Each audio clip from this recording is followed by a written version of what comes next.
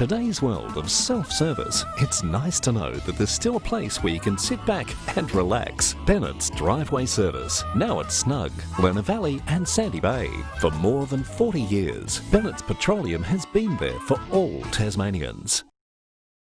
All it does is call. And when you hear it, then it's up to you to act.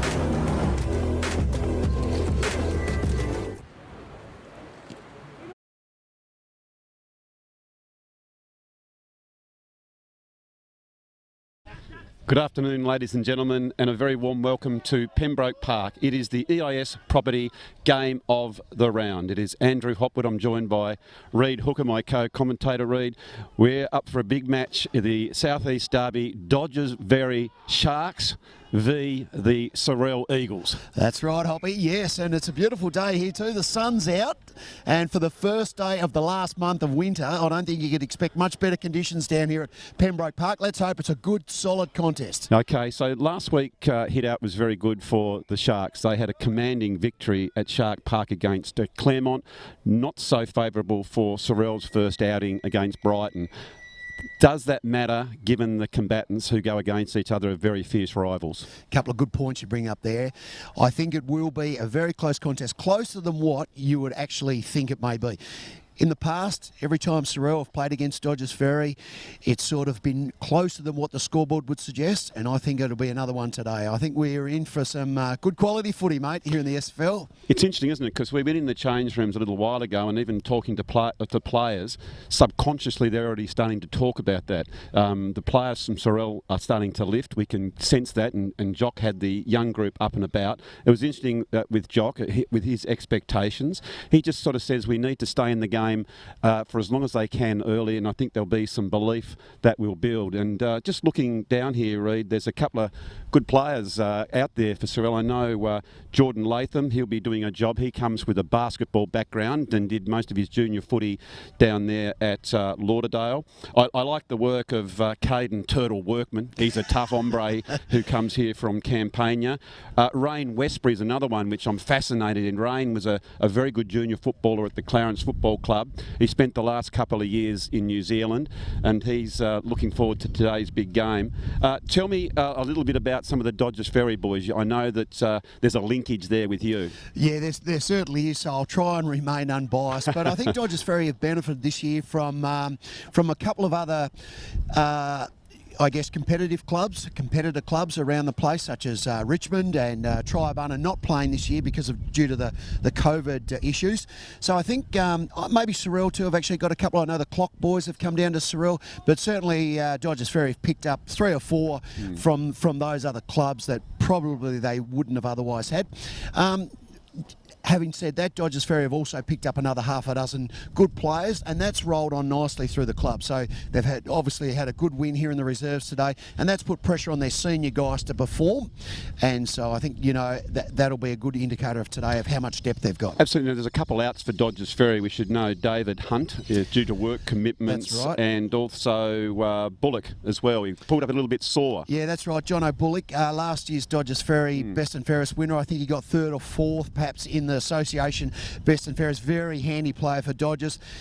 He copped a nasty one in the ribs last week, and I could assure you, Hoppy, if John O'Bullock is pulled out due to an injury, it's a significant injury because he is as hard as nails, mate.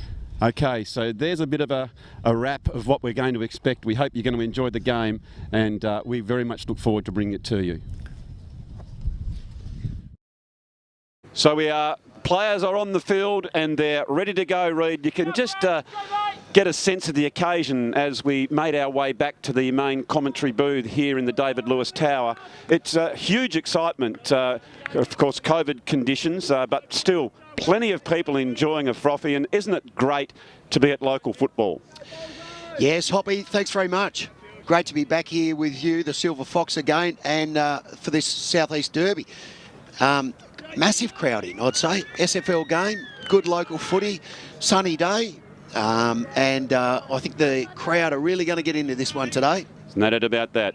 Umpire holds it aloft, as is normally the case at Pembroke Park. A little bit of a light breeze that can pick up.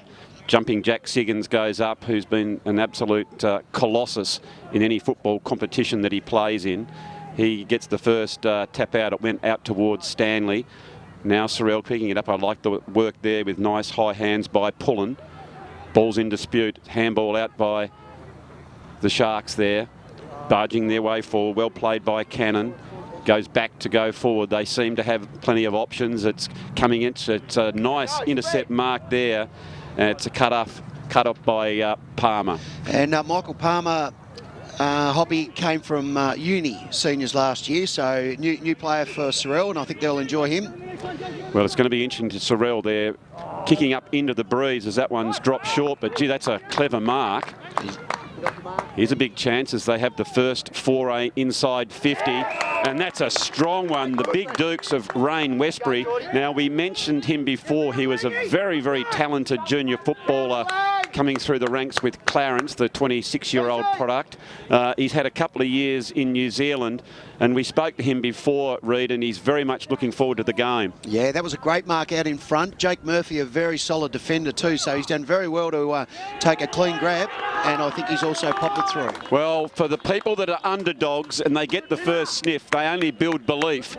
As we just checked the JMC Motor Car Company, it is Sorell 1 goal straight, and that'll give him so much confidence and belief in the team, as you can see. Have a look at the enthusiasm, the smile, and it's just telling him all about it as we have a look at the Mood Food replay, Reid. Yeah, he's just having a bit of chat with Murph, and I think Murph was sort of saying, that was a good, nice mark there, mate. I did my best, and you finished it nicely. Do you reckon he sort of told him, if you get the Dukes near that, my big fist is going to come straight on the back of your bonds? I reckon he's given him his first and final warning for the day. That's it, mate. That is an extraordinary, fantastic start, because that is a reasonably stiff breeze. So Dodgers now, they're in the middle as where they're expected to go quickly forward, and they do. A very nice mark taken by Bennett. Tommy Bennett has been very good these last couple of weeks. Last week, I think he kicked 4 goals, and certainly in the best players. Bit of a knockdown there in the forward line. And this is the man they'll be looking for. As far as I'm concerned, he's got one of the best hands going around, and it's just a bit of a warning. That was Campbell Hooker who came out, and there might be a booking here, Reid, I think. I think he sent him off. I don't exactly know whether there was too much in it, Hoppy. We'll have a bit of a look here. Here we go on the Mood Food replay. Probably came in a little bit low, but I don't think it was anything malice about it. No, there certainly wasn't. In fact, Liam Hitchens went straight over to young Campbell then, and he said, "Are you all right, mate?" And Campbell said, "It'll take a little bit more than that to rock me." As we can see, he's got a pretty solid melon as Hooker. He's the left footer, so this will suit his angle.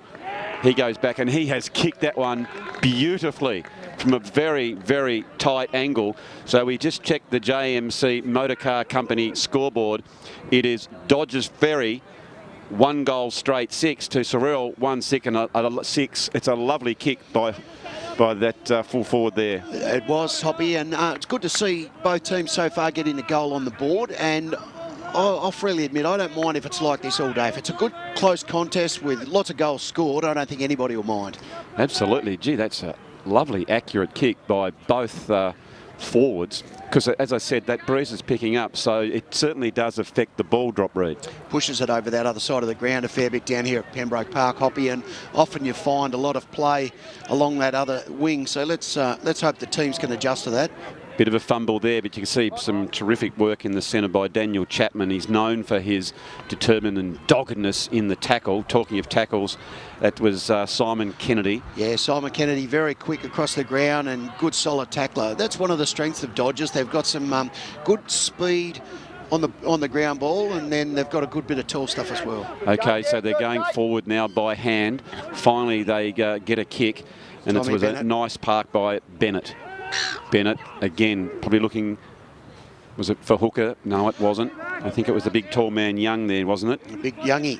So Matthew Young, who led out, and it was a little bit errant on the kick, and it sees it go out of bounds. Now, one of the good things about this sort of country footy is the cars around the ground, Hoppy. They can get nice and close to the ground, and I saw Youngie's little baby there, she's about 18 months old, sitting up at the back of the car watching the footy, so great to see her dad out in the ground there. I think it's terrific, and it certainly suits the COVID conditions. You can stay in your car away from everyone, but get the horn honking as soon as your team gets a goal.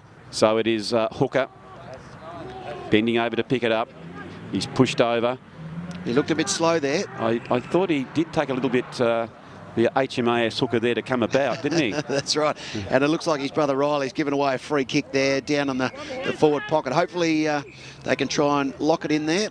Talking of Riley, he's got a bit of size about him now, and he's also got a bit of ink on that left arm, Reid. Yeah, I don't know what's happened there, Hoppy. Is that a picture of you? Just so it reminds him every time he looks down to see his dear old dad?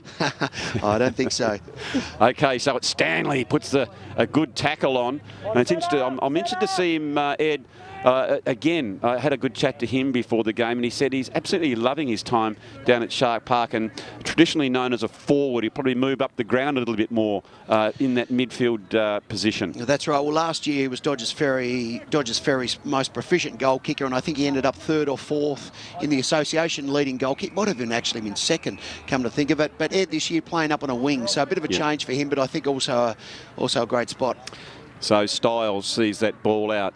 Very even contest. And again, this is what we assumed would have happened in this southeastern derby here at Pembroke Park.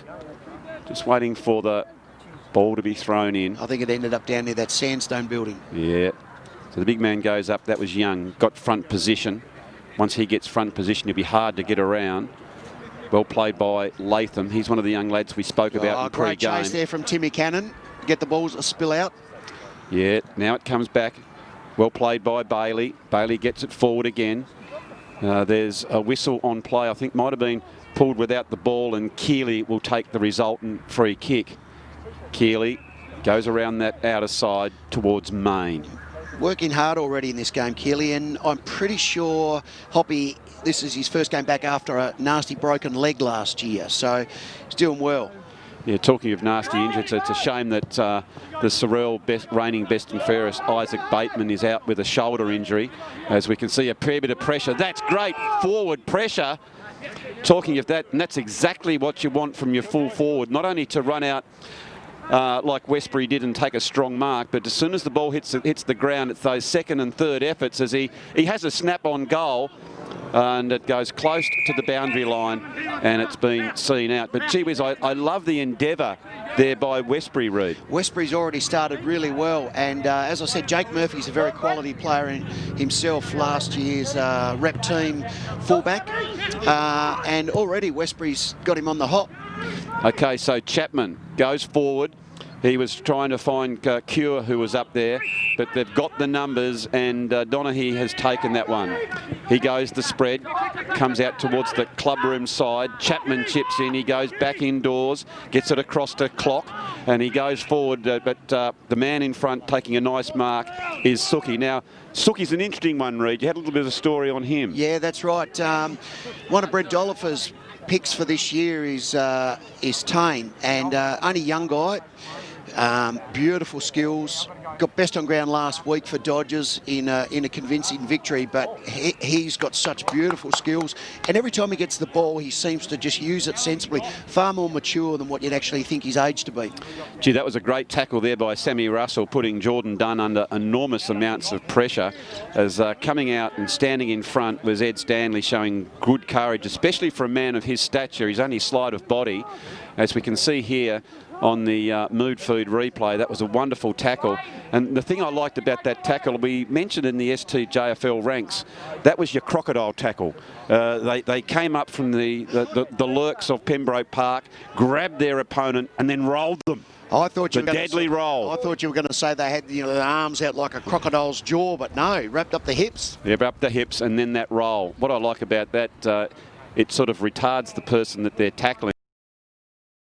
But it's a good safe tackle as well, because you roll them on their back and the umpire now will throw aloft. It's nearly 10 minutes gone into the first quarter, and as we envisage, Reid, it's going to be a really tight encounter. Advantage played there for Dodgers. They're going to pump it long. They certainly do. Forward line. Here it is. It's Hooker up front and trying to barge his way forward. Ball is in dispute now. They pick it up to tackling. Pressure from Sorell is terrific, and I know that Coach McGregor will be absolutely thrilled in these early stages. He said to us in pre-game they just want to hang on as long as they possibly can, and who knows from there, Reid. But there's been a snap out of the pack, The umpire says it's all clear. We'll have to have a look at that one on replay, as we know it's going to be a goal because you can hear in the effects microphone the horns are honking. I think that might have been done, but... I think you're right. I think it was done. I wasn't sure if it was Tommy Bennett, Benny Richmond or Jordan Dunn, but that was a nice little snap there from him. Sam, go forward. So now we can hear in the effects microphone barking instructions, but here we see on the Mood Food replay. Yeah, lovely snap over the shoulder. Sorell blokes might have been saying it might have been touched there. I think could have been close to a touch. Yeah, well, I think we've just had a look. We've got the effects down there, and we can just have a look at that slow-mo replay. Yeah, I think it clearly missed the hand. It's a bit of a shame we can't show you that we've got that slow-mo on one of our laptops in the commentary tower here, but certainly there was a little bit of air between the finger as we just have another quick look, and yeah, it certainly was, as a handball came back out, being caught was Styles. So now back towards Hooker. He is dispossessed. The tackling pressure, there's 5 tackles in a row, and certainly the Eagles are up and about, and they're up for this challenge. They sure are, Hoppy. The tackling has been great from Sorell. Each time someone's picked up the ball, they're onto it, you know, with even a couple of tacklers. So they're really up and about. And like you said, we went in prior to the game, and Jock said that that's what he wants them to do, keep the pressure up, and they're doing it. They certainly are, as Johnson was at the bottom of the packing trying to push that one out. Might have been a little bit of a push in the back, and it's going to be a free kick go to Bennett. Just in his attempt to go forward. You can see one of my favourite players was Caden the Turtle Workman. He's a ripper. He's a Campania lad, sort of very stoic sort of fella, very good cricketer in the off-season. So he had to decide between the two, and he's playing both. Isn't it great to see people play in both sports as the calls come for 50? Big Boozer might have come in just a little bit late there and given away a high one. No, just the free kick. The umpire clearly... She's been turned over here. Okay. As soon as you sort of touch someone from the shoulders up, it can be turned over. So that they'll be very disappointed with that, because they had the momentum and the kick's gone forward, and it was Stanley who's taken the mark. He goes the short pass, a bit of confusion as Dunn came out to pick it up. He's beset upon by Billy Pace. Going back in to get the ball was Prowse. Finally it comes out towards Pullen, and just for the moment they're out of danger. The Eagles. Good contest there from Blake Anderton, another guy that we mentioned previous to the game. He's come down from Triabunna, Pumba. First game for Dodgers this week. Yeah, very good quality player. That's a very, very handy pickup. He was 50 cents each way pre-season, and came down. He just loved the feel and the vibe at Shark Park, and decided to pull on the coveted Sharks Guernsey, and it'd be good to see him run round there, Reid. That's there he is again, as we just spoken about. A very talented young footballer, and of course his brother is playing for Lauderdale, as he'd be taking battle in Launceston today as the Sharks. So you go then, yeah, Reid. I was just going to say, Mitchie, his brother, good Lauderdale player and state player, has been out with a concussion. Yeah. Timmy Cannon putting the pressure on down there, Hoppy. Yes, he certainly does, and he's going to get it. That's an area of danger, and once you get it anywhere inside of this man, the big Dukes come out in Campbell Hooker. He clutched that one. He's known for his overhead prowess, and that one he hugged it to his sizable chest, and he'll go back and have a shot on goal. Normally pretty accurate. I like his kicking style too. Sometimes favours a left to right arc, and with the wind blowing across his shoulder, it'll be interesting to see if he just lets it do its work. You can see there, or he started a bit to the right. He normally, he had to start it out to the left on that one, as you can see the breeze just in the back there. Yeah. So now, as we just check the scoreboard, Sorell, gee whiz, they're doing really well. They are 1 goal straight 6. Dodges Ferry 2-1-13. They are certainly being favoured by the breeze, are the Sharks in this first quarter. Now, Hoppy, you might not have picked up on that, as we saw a good intercept mark there from, I'm not sure. Oh, that's Curtis Styles. Yeah. I was just going to say, we're not the only ones having fun. Look at those dogs over the back. Oh, they absolutely. There's no doubt about that. Well, I think they might be doing something at half-time. I think they're warming up the dish lickers over there. Right. They might be running around the track here. Like greyhound sort of style? Like greyhound style. Oh, it's a great incentive. I'm not sure whether the cameras will be able to get that. There's another one going over for the pre-season. Yep. That's a great dog park over there at Sorell. It certainly is. So, another boundary throw in. In they go, they jostling. You can see Westbury's going to have a bit of a run on the ball, and that's the way they might do that. Just change him. I like that idea by McGregor, is to get him into the game, because he's that sort of fella who can get 1 or 2 touches. He's a confidence player. Yeah, okay. Yeah. It's funny how many people are actually like that, Hoppy, isn't it? You know, the first couple of touches, if you get them good, and like we saw with Westbury, you know, took a lovely mark and kick a goal, and then he was up and about for the first 5 minutes. Yep. You know, it's amazing how many players actually do respond to a good... Absolutely. So smart coaching. Said, all right, he is up and about. Let's get him into the play. Yep. Comes back now towards Stanley. He screws that one over his shoulder. He's normally a very creative around the goals. He's pulled that one wide, and again through for the minor scores. So if we just check the JMC Motor Car Company scoreboard, it is Dodges Ferry 2 goals, 113. Sorell 1 goal straight, 6. Timmy Cannon's forward pressure so far, Hoppy's been really good for a big fella. Yep, I agree. Oh, that's a good, strong mark there.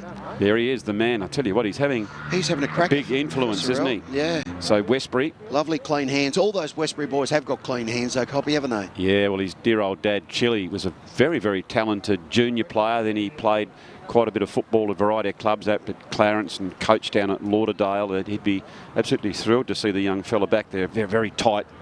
The Westbury, yep. So looks like good to have him back here. Oh, that's a fantastic tap there from Siggo. Got up and over. Yeah, well, he's certainly a jack in the box. Isn't it funny, Hoppy, how you get a breeze that pushes across the ground like here at Sorell, yet the ball still, you know, it just, you know, things like that ruck tap and a throw-in, I should say, still seem to find its way out. You wouldn't think it could do that. It's funny how grounds like that. No doubt about that. So they're working their way forward too. That's creative work of taking the tap, but it was roved by the opposition ruckman there in Westbury. As Sorell now take it forward, they're looking for Cure. He comes out. He's plenty of opposition from Cusick. Ball is on ground. Cure goes back to get it again. It's a handball that goes forward. It's close to the line, but it's where Sorell wanted it. Is up in their forward 50 again, and wouldn't Coach McGregor just love to eke out another goal here, Reid? Well, it's certainly in the right spot for it, Hoppy, and that was the side they entered in through in that first transition. They got a goal on the board for them. Saw Dave Cusack getting his first touch there. Well, mate, the first touch I've seen him. He's come up from the twos, played really well last week, and first senior game for him this year. Okay, so they go forward to the Sharks, but they've got the numbers in defence. Getting rid of it. Well played there. Comes out towards Keeley. He looks to go further afield, very nicely evaded as he goes around one, and a strong mark by Palmer. Palmer decides to play on, goes the bounce further afield, and finally that man who is absolutely on fire in Rain Westbury. He's inside the 50, but that'll be right on his limit, Reid. Well, with all due respect to Westbury, he doesn't look like a runner. He doesn't look like he'd move around the ground, but I tell you what, he's moving from one end of the ground to the other quite freely, and they might have to start to pay a bit more attention to him there, Hoppy. They certainly will. We can see that one pulled up in the breeze as it's screwed towards the goal and just touched, but through for the minor score. But there is no doubt about it. Sorell aren't making up the numbers. They are in this game up to their neck. Definitely are. They haven't come out just to go through the motions. They've thought, oh, we're going to come out and have a real crack at this. And like we alluded to at the start of the game, Hoppy, that's a beautiful long kick. Yeah. Like we alluded to at the start of the game, Sorell always seems to lift a bit when they play against Dodgers. So it is Dodgers. Dunn overruns it on this particular occasion. Sorell go back in and have the numbers. Further afield comes out now to McAdam. He's tackled upon, and I think it's been holding the ball. It's been an absolute feature in the first quarter, the tackling. So I'll be Interesting to know if they did a little bit of extra work. I know I came down during the week just to have a look at the Eagles train, and there weren't any balls out there. They were just tackling each other. And it's really coming to fruition, isn't it, the way they're playing? No tackle bags, just each other? No tackle bags, it was just each other. Yeah. And I was interested because Coach McGregor stood out in the middle. He had the 2 balls and he teased the players. He said, I want you to come at me and get through me and just tackle. Well, that's paid off, that. And so that's the sort of thing that they've been doing down here, as it is another boundary throw in. Got to be a metre apart, says the umpire. So Sigo and I didn't notice to see his name there a while ago. The big ruckman for Sorell. He's actually been going pretty well too. Yeah, certainly has. Comes down. There again is that tackling. And no prior opportunity that particular time. And it'll go up. The other ruckman, of course, you were looking for was Hibbard. That's right, sorry. Yep. So Hibbard, he's pushing hard against him. Held without the ball. He goes back in to get it again. He's doing a lot of the bullocking. What about that evasive work by Bobby Jones? He goes forward. But they've got the numbers now, have Dodges Ferry, right underneath us here at the Moose Lewis Tower. Dave Cusack got it onto the boot, but only as far as Bob Jones. And I had a chat with Bob before the start of the game. He's very insightful, Hoppy, in telling me all the shenanigans that are going on at Sorell Footy Club. And he's got his finger on the pulse for sure. Well, it's great to know, as it was Johnson who pushed it forward, came out towards Siggins. Siggins go back. Gee, they're really teaming up well across the half-back line. They might be finessing a bit too much, as Cusack has been told. I don't know about you, Reid, but sometimes just the old-fashioned, let's get it out of the danger zone is the prudent thing to do. I was just about to say the same thing. Sometimes just get it on the boot. And in Dave's defence there, maybe there wasn't enough chat. I think he probably thought he had a little bit more time, as someone had given it back to him. So maybe they just needed to say, hey, let's get it out of there. Okay, so it is Jacob Cure lining up. This is going to be a tough kick from here because of the breeze, but he knows the conditions well. Gee, that's a lovely long boot. Yeah, and held up nicely in the breeze, just off to the side. Probably unlucky because he did allow for the breeze, and it sort of started to go that way and then just straightened up. The umpire said you need to come back. Thank you there. Just that the other ball was on the field, so Stanley, who is one of the designated kicker, he's normally very good by foot, plays on now. He'll come towards the commentary side where the big crowd has gathered. Going up was McAdam. Big couldn't Boozer. Bring it in. No, Boozer probably should have got that one. They're going to be lucky to get it out here. So back through the corridor. Just that ball is in dispute. And this is exactly what we were chatting about, Hoppy, how it's such a hot potato that the contest is really good.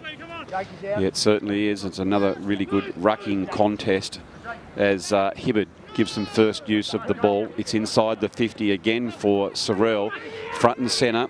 That's exactly where you want your roving players. That might have been Lang. Then there's another handball in shoe. They certainly had the numbers there, but an errant handball as it comes back towards the wing. And they are doing a lot of good things at the moment. Sorell, it goes in towards the forward line. It's a big smother there by Cusack. As just waiting here. It's going to be paid a free kick, Reid. Yeah, Brent Oliver sort of asking the question right in front of the umpire. I think he probably just chopped the arms right at the minute. We'll have a look here. Absolutely, the free kick was there. Great umpiring, and it's Braden Main who's going to have a shot for goal. Very tight angle. You can see here I tell you what, wasn't bad off the boot. You can see the breeze just pushing it across the side.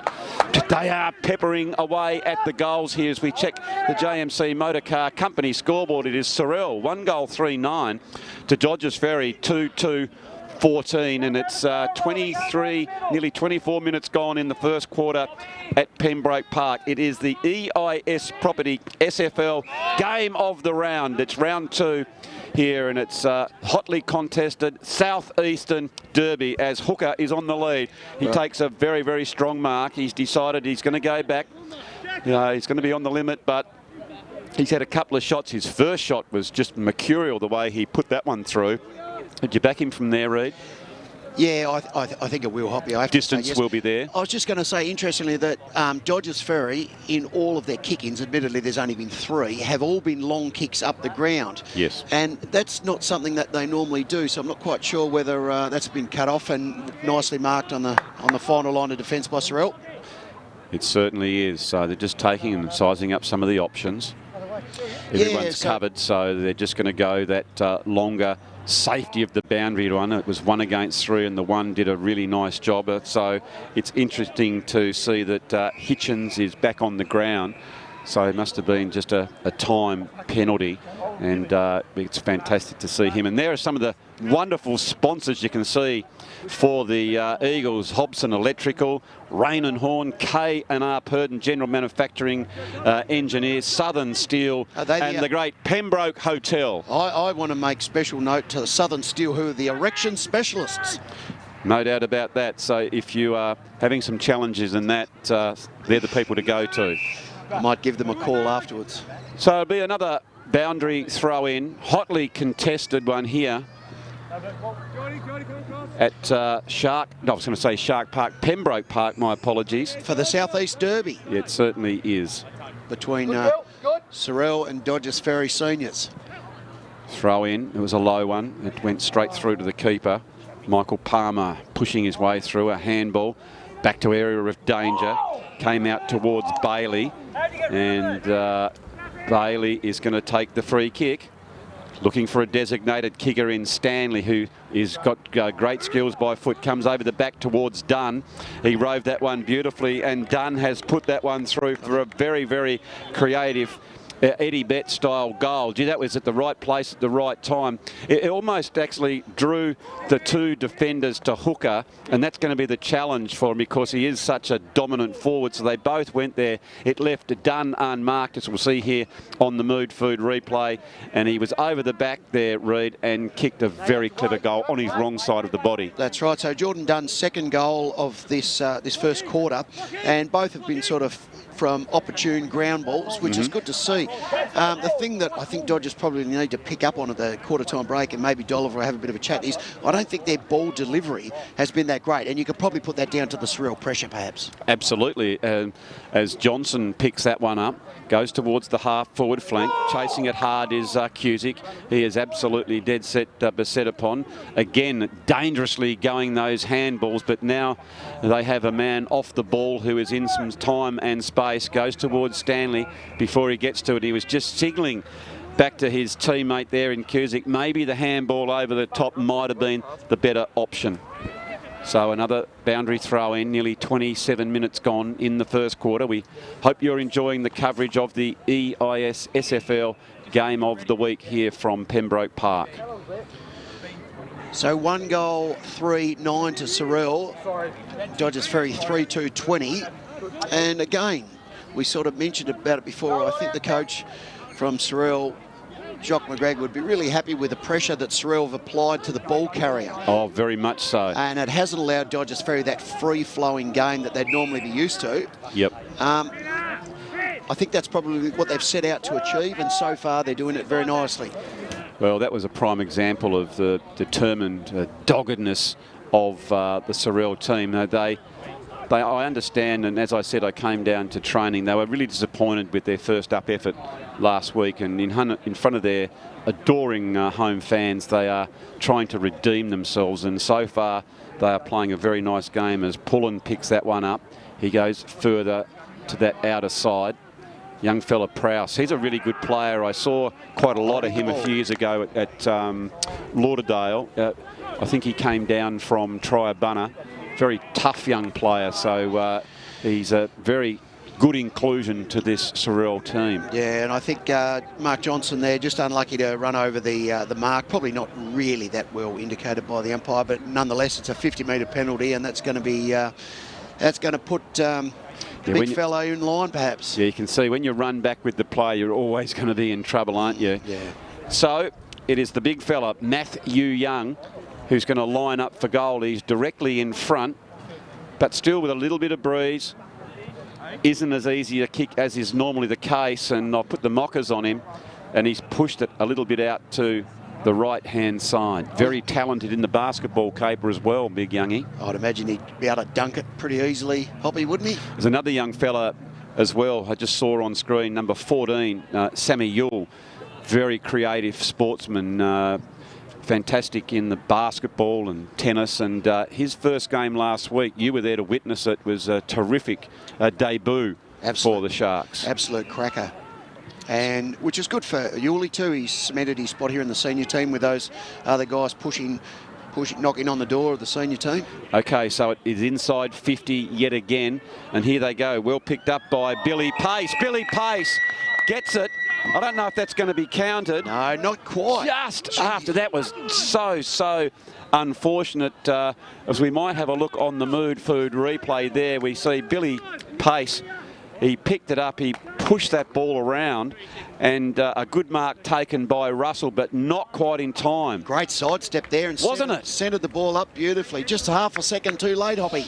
Very, very unfortunate. So we're just going to check the JMC Motor Car Company scoreboard. It is Sorell, 1 goal, 3-9, trailing Dodges Ferry 3-3-21 in what has been a very tightly contested contest. For the home team, it was Rain Westbury who marked very, very strongly and goaled from a set shot, who was their goal kicker. And for the visitors, Jordan Dunn got a couple on the run and a very strong mark and set shot by Campbell Hooker. Your best players in the first quarter, Reid? Well, obviously Westbury, you've mentioned Hoppy. I thought he was great, but I think McGregor would be pretty happy with most of the ball on ballers for Sorell, because their pressure in and around the middle of the ground on the wings was fantastic. And I think so far that's been what's forced the Dodges Ferry guys to just basically slam it onto their boot, try and get it in there. And the ball delivery from Dodges has been pretty poor. And if they can keep that sort of pressure up for the whole day, I think Jock's going to be quite pleased with them. On the flip side, I think Brent would be a little bit disappointed. He probably felt that they may have been a little bit wasteful in some of their delivery. I noticed, I don't want to single him out, but I noticed Ed Stanley sort of took a nice mark over there, but then kicked off one step, and it was an intercept sort of through the half forward area. They just need to be a little bit more sensible with their ball use. Absolutely. So it's going to be interesting to see how it all pans out in the second quarter. So don't go too far, as we're going to take a quick break and be back with the second quarter very shortly. Are you thinking of selling your home? We have buyers ready to go. Mr. and Mrs. H are looking for a 2 to 3 bedroom home in the northern suburbs. They would love a lock-up garage and a fairly level block. They have up to $550,000 to spend. If your home fits that description, call me, Alison Rogers at EIS Property.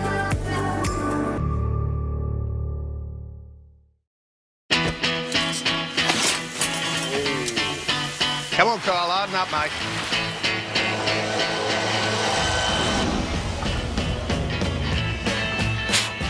Bit dusty there, buddy.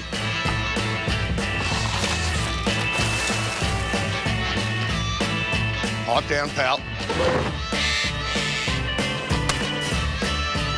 Looks like it's your lucky day, but Bisley Workwear. We've got you covered.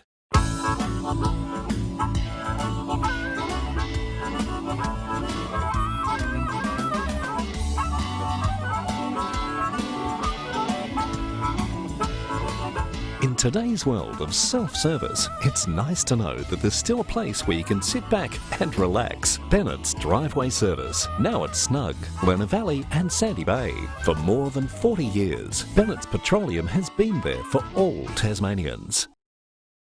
All it does is call.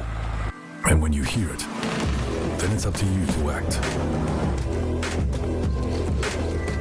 Don't do it to impress your mates. Do it to impress yourself. Outrun your shadow. Forget yesterday and tomorrow. Drive to the edge of the map. And then drive further.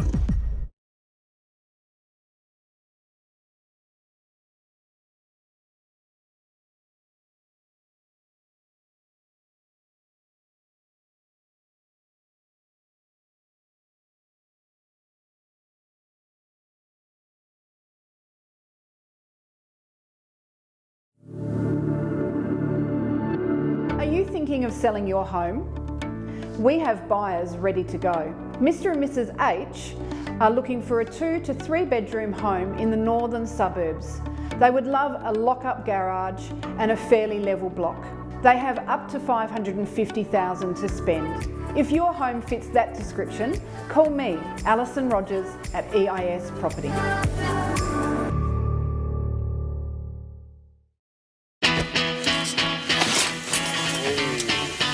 Come on, Kyle, harden up, mate.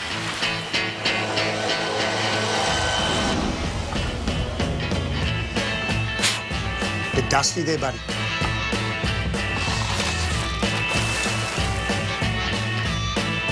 Pipe down, pal. Looks like it's your lucky day, mate. Bisley Workwear. We've got you covered.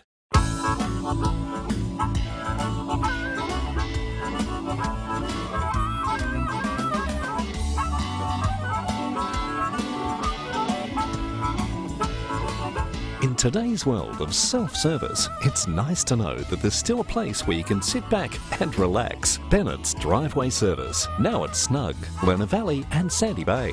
For more than 40 years, Bennett's Petroleum has been there for all Tasmanians. All it does is call. And when you hear it, then it's up to you to act.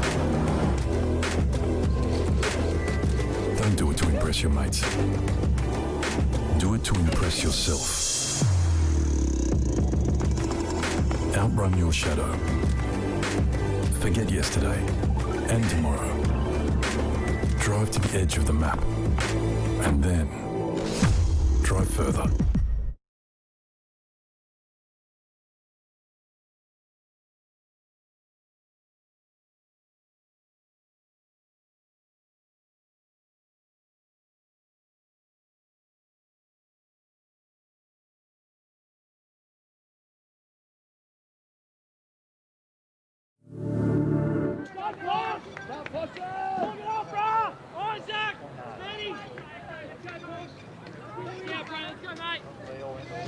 So welcome back to Pembroke Park for the second quarter in the EIS Property SFL game of the day. Reid, you went out there. I had a quick chat to Jock. He was pretty happy with the intensity and the pressure. Never one to criticise an umpire, but he was slightly frustrated that maybe some of the tackles weren't rewarded. What have you got to glean from the huddle? Well, obviously I can't comment on the umpire and Hoppy. I wasn't paying enough attention to that. But I certainly agree with Jock there. The first quarter, he should be really proud of his boys. The pressure on the ball carrier, as we said, was good. I did hear him mention on paper, as we see just forced over from behind. We did see, I heard Jock saying that, on paper, they're probably a better side. But when it comes to hardness at the footy and one-on-one contest, you've got to back your players in.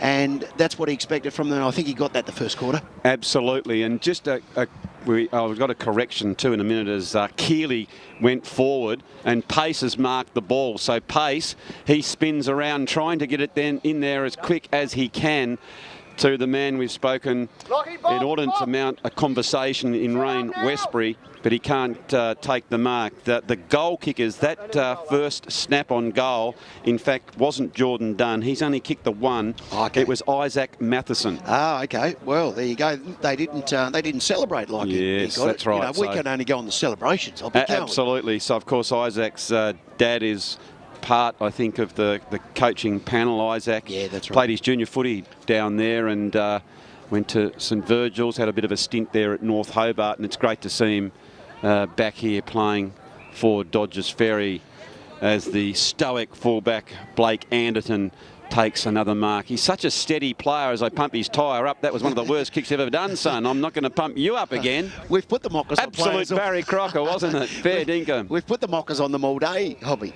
And have a look again at that flotilla of Eagles come in, and they have been rewarded with another free kick at holding the ball.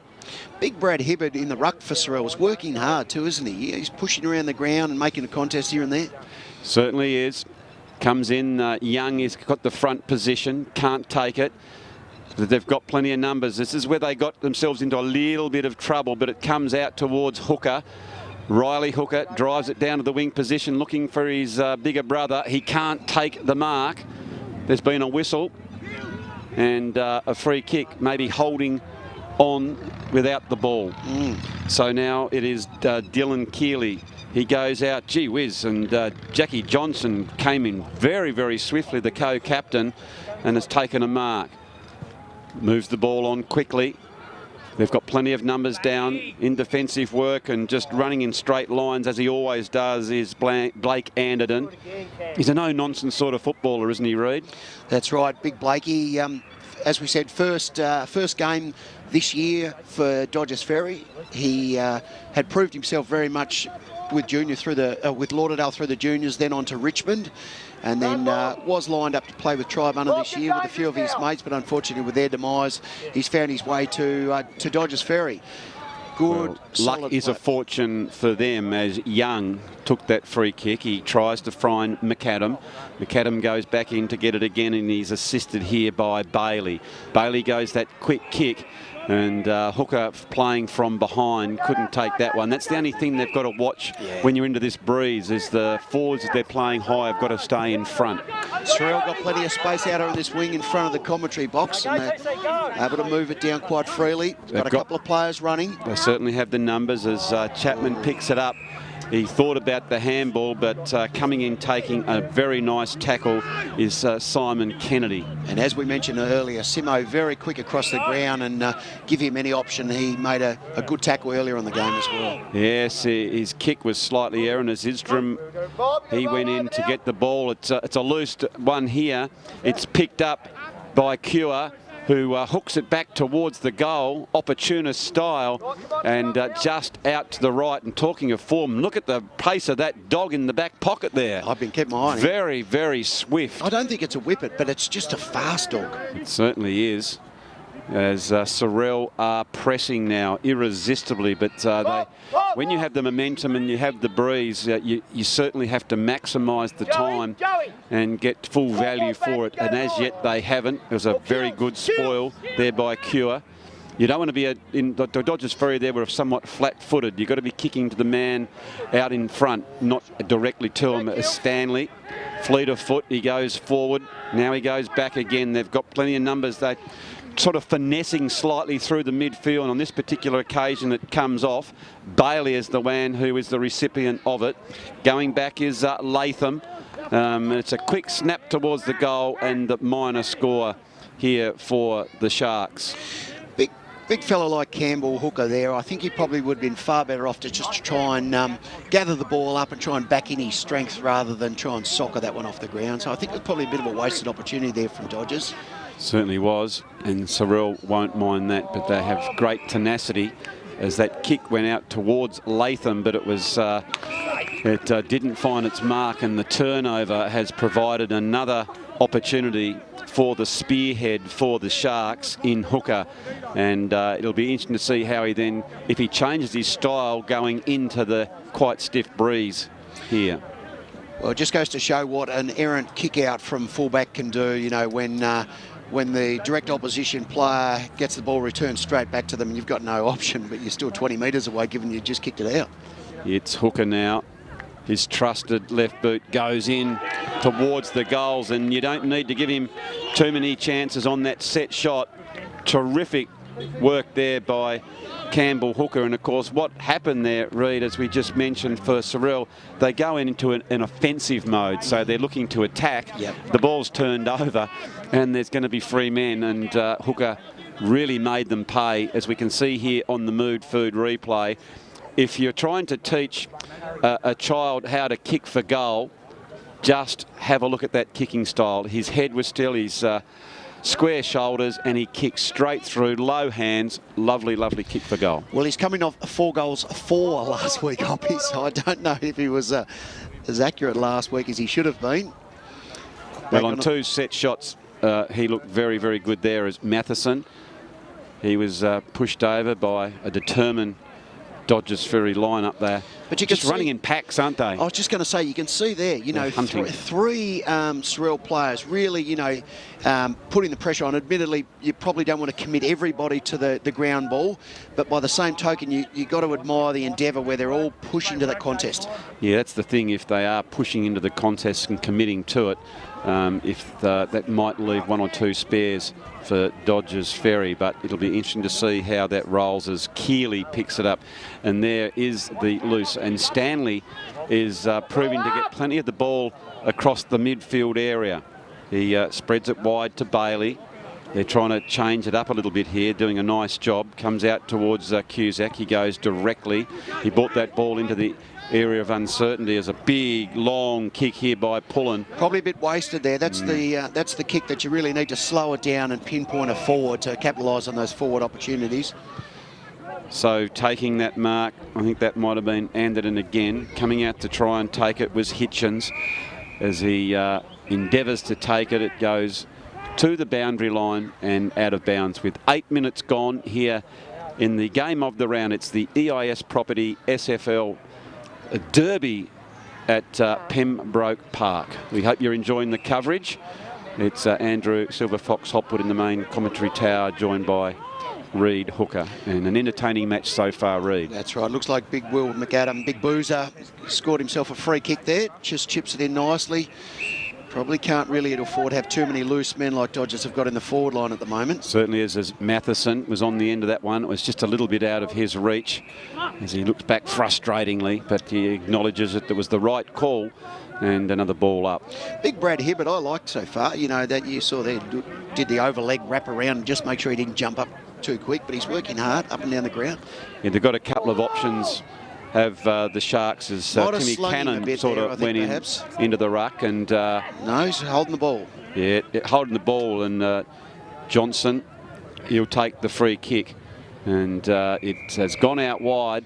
And you can see here, really held well. Yeah, it was all but a sling, but the umpire thought that was fair enough, as it was probably the side of the body, not the head. But if the head was to land first, I think you'd be in all sorts of trouble there, Reid.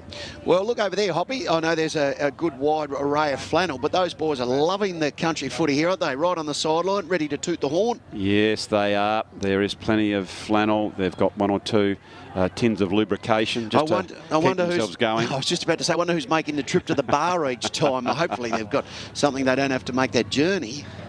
Well, the good thing about down here at Pembroke Park, they have a delivery service to your car. Ah, good. So you just ring in and you sort of say, you know, I want 4 cans of let's say of a cola mix.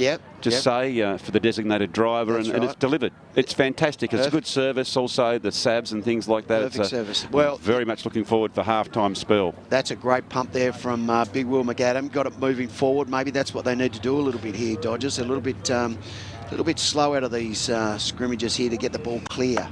Yeah, at these early stages, it was Matheson who got the ball, and you can see at the bottom of the pack was Ewell. But they haven't got any free-flowing game. No. And it's not because they haven't tried, Reid. It's because of the determination and the way that the Eagles are tackling. And they're in their face, aren't they? Every time they get the ball, they are being pressured. Yeah, that's right. I mean, I don't know these Sorell guys well enough to know whether it's consistently the same 2 or 3 or 4 guys that are applying this tackling pressure. Seems to be consistent across the group, and they're working very hard, and that's forcing Dodgers just to keep slamming on the boot for the turnover.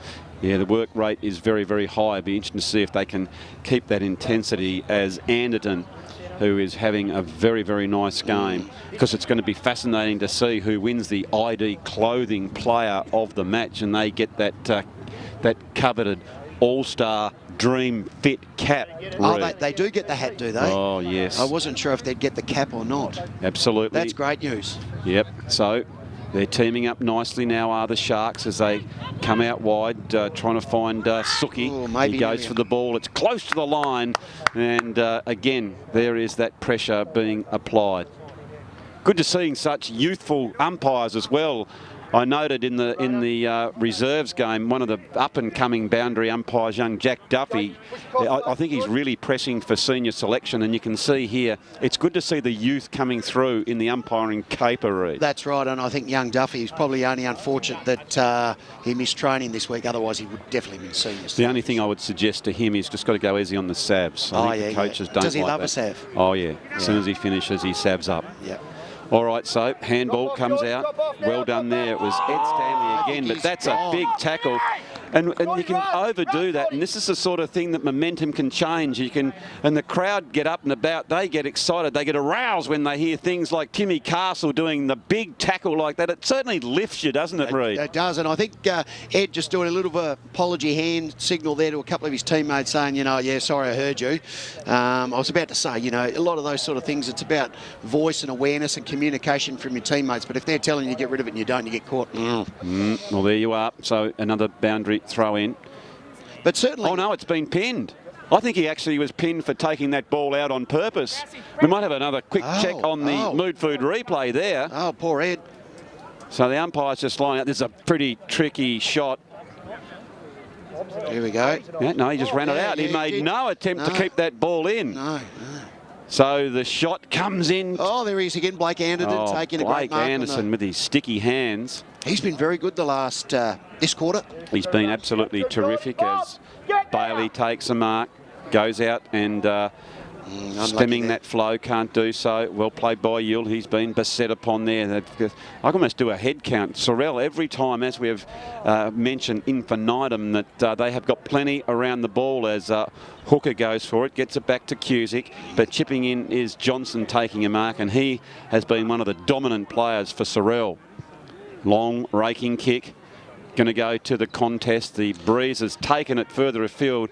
A slight wasted opportunity. I'd love to see that go to the top of the square and another boundary throw in. Yeah, I think for Jock McGregor, I think the only thing that he could probably suggest to his guys at halftime is you're doing all the hard work. You're getting the ball. You're applying the tackles well. You can't ask for any more than that. But let's not waste the ball into the forward line. Yep. Absolutely. So Sorell get it again, and it's Daniel Chapman screwing it back towards Reese Prowse, who just can't quite get the handle on that one. And another boundary throw in, because this is where the breeze is flowing as well, Reid. So it's you've really got to try, if you're attacking, to come on the clubroom side of the ground. Bob Jones down there for Sorell, working hard. Hoppy, he certainly is. Lucky enough, I had a chat with him before the game, and he gave me a bit of the dirt on some of his players, and he asked me to do a bit of a special shout-out for Jones & Co. Cleaning, based in Cambridge. Certainly is. And Jones & Co. Cleaning as Sorell. They are bulldozing their way through, but that last kick, they've maybe just got to lower their eyes and see if they can find a forward. It's screwed over towards the goal. It's coming back in. It's ever so close, but Anderson is there to mop up on the last line of defence. He gets it out towards Dunn, and they're mounting another assault on this ground. It's close to the boundary line. Daniel Chapman, as he's always beavering away underneath every pack. He's slight in stature but big of heart. He stands very, very tall and a very proud Sorell Eagle player. And he's trying to lift his team and eke out another goal. It's 15 minutes gone. It's Dodges Ferry who have the ascendancy here. They are on 28 to Sorell 11. Probably lucky not to be awarded a free kick for over the shoulder there, Hoppy. I was just going to make a comment. There's been a lot of that hard ground ball, and I think so far in the game, this is a sort of situation that John O'Bullock would really be enjoying. So I think Dodges Ferry is sort of missing him being out with an injury this week, because those hard in and under, get in there, get the ball out, clear it out sort of players are really... been at the forefront here. Gee whiz, that was a terrific effort to score a goal by Timmy Castle. He had a very, very big roost, but just was touched in the last line of defence by an imposing player there in Blake Anderton. It's close to the line again, and out it's going to be, let's have a look here. I think it was deemed as a push. It's so it is Sorell. They go inside the 50, and that's the only challenge that they've had so far, is that last kick. But I think that was the big fella there in Hibbert who gets it towards that full forward zone. But on the last line of defence, it is Anderton playing a cracker of a game. Terrific tackle there by Castle, goes back in to get it. Stanley goes the handball further afield to McDermott as they come in towards that attacking side. Sorell gets the give and go, and it is out of bounds, much to the pleasure of the big crowd that are watching here just underneath the Moose Lewis commentary tower. I slipped into the little boys' room, Hoppy, in the quarter-time break just very quickly, and I was impressed by the amount of people that are in front of the clubhouse and inside, certainly within COVID guidelines, of course. Yep. But a really good crowd in here today at Pembroke Park. It certainly is, and a big shout out to the officials at Pembroke Park, because as soon as you get here, you're welcomed, so that's a really nice thing. And you do go in the club rooms and you've got your disinfectants out, there's the signs up, there's the stickers and bits and pieces, so they're doing a great job as the hordes of volunteers down here at Sorell. So Bailey kicked it out to the wing and then gets it back again. Dodgers really not finding any avenue up into the forward line at the moment, so they're happy enough to flick it around the ground. Looks like it's been cut off there by Sorell. It certainly has. They're trying to spread and get a bit more creative, whereas all of a sudden that turnover. So maybe it's 1 or 2 possessions too much. It's a high possession game they're trying to employ, and it is tough when it's a little bit breezy conditions. They might have to reflect at half-time and think, let's go direct, especially if they have the breeze. As running hard at it is Cusack. He turns back into a little bit of trouble, but Yule is there. He's a fantastic athlete. He gives the handball. You can see he's got a really good engine as he keeps running, and he'll probably end up with the ball again shortly. Backing back there is Dunn.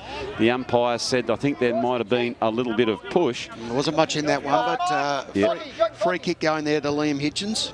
Getting a few kicks at the moment, Liam. Yeah, so Hitchens goes further afield. It's Clock.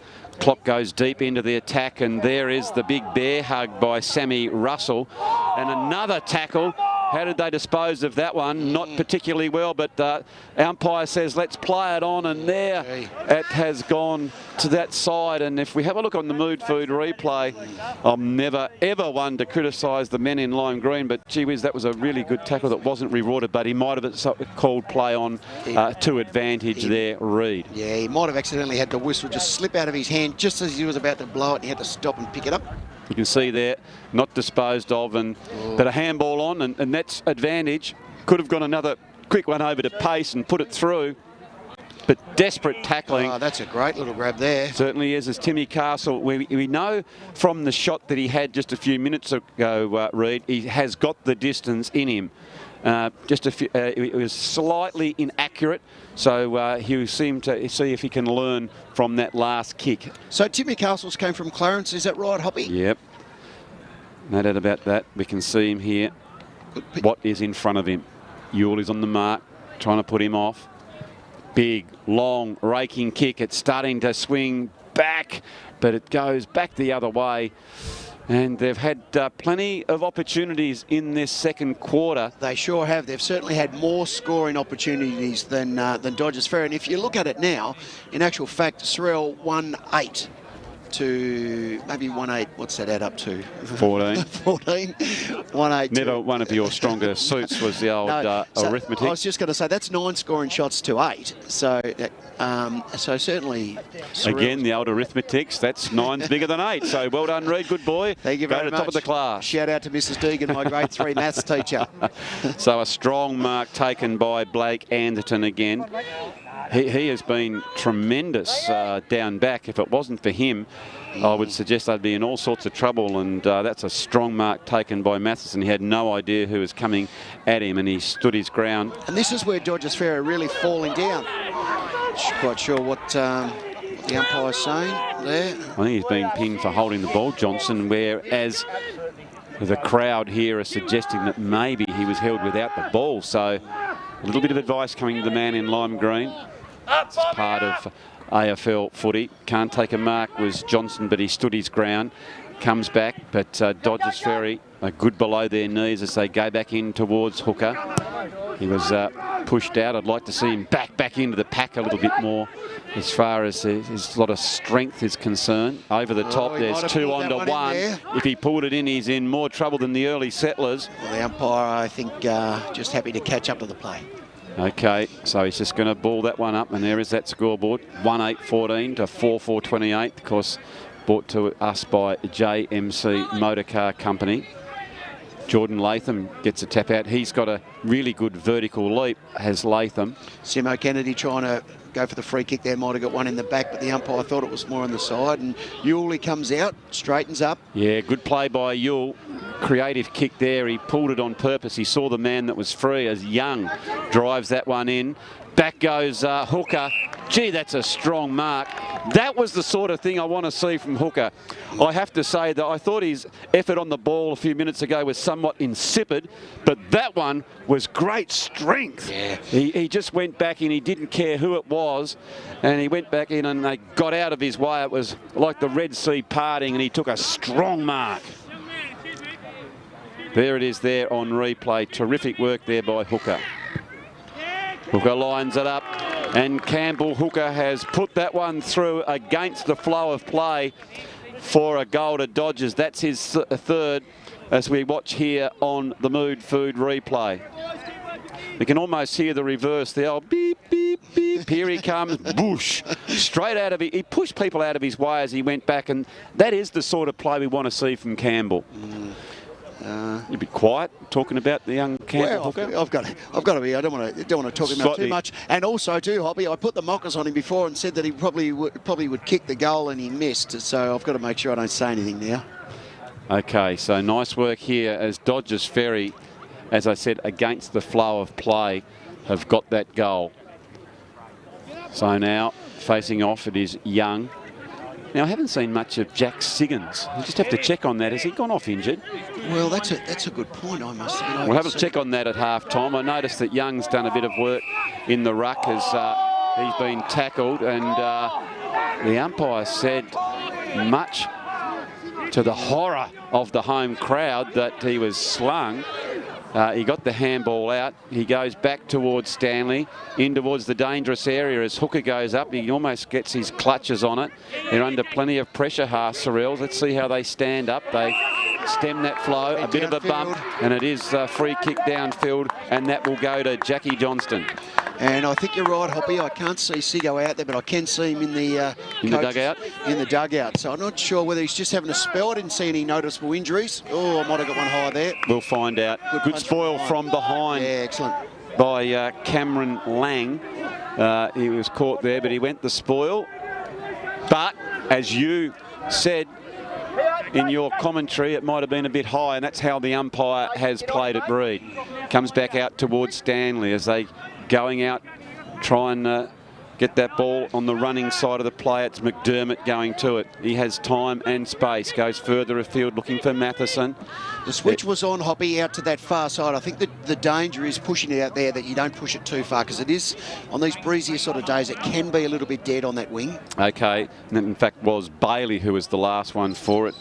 Dunn's just giving an indication of where his head belongs, just above his shoulders. I don't know what that was about there, Reid. I think the umpire's acutely aware on where the head sits in the anatomy of the human body. Westbury used his body better there. He knew he didn't have the height, so he just got in the right position and was able to get the first use of the ball. Yeah, he certainly does. Can they get another goal? It'll give them some confidence and it'll certainly make a real game of it, something to go in. But backing back, that was a really courageous play there by Stanley. And he's always looking to bring some of his teammates into it, as Bailey is the recipient of that free kick. Now they've got men free as Cusack gets it back into Stanley, and he is really racking up the possessions. Fumble there by Bailey, and all of a sudden, as soon as that fumble goes, the numbers are with Sorell. It was Prowse who goes the handball, gets it back towards Palmer. Long, a raking kick. Ball's in dispute, picked up, dispossessed, well done by Dodges Ferry. They have the numbers back across back, and now they are mounting another assault on goal, just taking their time, looking up at the options, as Stanley just slows the game down here, Reid. Yeah, Ed's got plenty of ball this last 5 or 10 minutes, and that one there, he just realised that the last few times they've been a bit wasteful, and they just needed to settle it down, get first use of it. Oh. Great tackle there by Keeley. It spilled out to another Sorell player, and standing tall, the big man there is William McAdam, but he's far too far out there, Reid, I would have thought. He was about to line up from 80 there, Hoppy, and slot her straight through the middle, and then the umpire said, no, I don't think he can, mate. Slightly ambitious, I would have thought. So the home crowd giving some encouragement to their boys. They like what they saw, and just getting some clarification, I think, was Jack Johnston. as far as he was concerned, and that's all right to see the captain go over and just sort of say, look, I'm just concerned about this, or thanks very much, you're doing a really good job. Why not? So it is Dodges Ferry, 5 goals, 4-34. Sorell, 1 goal, 8-14 here in the EIS Property SFL game of the week at Pembroke Park. So I'll just check for you. So only the single goal scorer for the home team, that was Rain Westbury. And for the visitors, it's Campbell Hooker who has 3, Isaac Matheson has a single, and Jordan Dunn has a single. As far as I can see, Reid, there, picking up plenty of possession was Ed Stanley. In your opinion, would you maybe try and stop a little bit, because he seems to be playing that quarterback type role? Would you maybe put someone on him, just to, because he seems to be giving a lot of drive there for the visitors? He seems to be very elusive, doesn't he? And he picks up a lot of the loose ball. Doesn't seem to have a player too close to him. So I think whoever is on Ed either needs to tighten up, or maybe a bit of a switch. I agree with you, Hoppy. That quarter was quite dominant. Also, the other one that I like for Dodges Ferry, of course, was Blake Anderton back on that last line of defence. Probably saved maybe 2 or 3 he's had goals. a couple of years in New Zealand, so and we've spoken to him before, that was Reid, good from he's him. very much looking forward to the game. Yeah, that was a great mark out in front. Jake Murphy, very solid defender too. So he's done very well to, as I said, had a broken leg last year, back this year, and certainly playing with plenty of confidence. Well, for the people that are under, the tackle count was up again for Sorell, and that's what they'll try and do in the second half, is apply the blowtorch to the visitors, Dodges Ferry. We hope you're enjoying going around the big game here at Pembroke Park in the EIS Property SFL game of the week. Reid and I are going to take a quick spell now, and we'll be back with the second half very shortly. We'll have a bit of a look here. Here we go. On the move for replay. Probably came in a little bit low, but I don't think it was anything malice about it. No, there certainly wasn't. In fact, pressure from Sorell is terrific, and I know that Coach McGregor will be absolutely thrilled in these early stages. He said to us in pre-game, they just want to hang on as long as they possibly can, and who knows from there, Reid. But there's been a snap out of the pack. The umpire says it's all clear. We'll have to have a look at that one on replay, as we know it's going to be a goal, because you can hear in the effects microphone the horns are honking. I think that might have been done, but I think you're right. I think it was done. I wasn't sure if it was Tommy Bennett, Benny Richmond, or Jordan Dunn, but that was a nice little snap there from him. So now we can hear in the effects microphone barking instructions, but here we see on the Mood Food replay. Yeah, lovely snap over the shoulder. Sorell blokes might have the numbers. Further afield comes out now to McAdam. He's tackled upon, and I think it's been holding the ball. It's been an absolute feat for sure. Oh, it's great to know, as it was Johnson who pushed it forward, came out towards Siggins. Siggins go back. They're really teaming up well across the half-back line. They might be finessing a bit too much, as Cusack has been told. I don't know about you, Reid, but sometimes just the old-fashioned let's get it out of the danger zone is the prudent thing to do. I was just about to say that. And the great Pembroke Hotel. I want to make special note to the Southern Steel, who are the erection specialists. No doubt about that. So if you are having some challenges in that, they're the people to go to. Might give them a call afterwards. So it'll be another boundary throw in. Hotly contested one here. Kicker in Stanley, who has got great skills by foot, comes over the back towards Dunn. He roved that one beautifully, and Dunn has put that one through for a very, very creative Eddie Bett style goal. Gee, that was at the right place at the right time. It almost number 14, Sammy Yule, very creative sportsman. Fantastic in the basketball and tennis, and his first game last week, you were there to witness it, was a terrific debut for the Sharks. Absolute cracker, and which is good for Yuli too. He's cemented his spot here in the senior team with those other guys pushing, knocking on the door of the senior team. Okay, so it is inside 50 yet again, and here they go. Well picked up by Billy Pace. Billy Pace gets it I don't know if that's going to be counted. No, not quite. Just after that was so unfortunate, as we might have a look on the mood food replay. Down quite freely. He's got a couple of players running. They certainly have the numbers as Chapman picks it up. He thought about the handball, but coming in taking a very nice tackle is Simon Kennedy. And as we mentioned, when the direct opposition player gets the ball returned straight back to them, and you've got no option, but you're still 20 metres away, given you just kicked it out. It's Hooker now. His trusted left boot goes in towards the goals, and you don't need to give him too many chances on that set shot. Terrific work there by Campbell Hooker. I think Ed just doing a little bit of apology hand signal there to a couple of his teammates saying, you know, yeah, sorry I heard you. I was about to say, you know, a lot of those sort of things, it's about voice and awareness and communication from your teammates, but if they're telling you to get rid of it and you don't, you get caught. Well, there you are. So another boundary throw in. Get in a few kicks at the moment, Liam. Yes, so Hitchens goes further afield. It's Clock. Clock goes deep into the attack, and there is the big bear hug by Sammy Russell. And another tackle. How did they dispose of that one? Not particularly well, but umpire says let's play it on, and there it has gone to that side. And if we have a look on the mood food replay, I'm never ever one to criticise the men in lime green, but gee whiz, that was a really good tackle that wasn't rewarded, but he might have called play on. Strong mark taken by Matheson. He had no idea who was coming at him, and he stood his ground. And this is where Dodges Ferry are really falling down. Not quite sure what the umpire's saying there. I think he's being pinged for holding the ball, Johnson, whereas the crowd here are suggesting that maybe he was held without the ball. So a little bit of creative kick there. He pulled it on purpose. He saw the man that was free as Young drives that one in. Back goes Hooker. Gee, that's a strong mark. That was the sort of thing I want to see from Hooker. I have to say that I thought his effort on the ball a few minutes ago was somewhat insipid, but that one was great strength. Yeah. He just went back in. He didn't care who it was, and he went back in and they got out of his way. It was like the Red Sea parting, and he took a strong mark.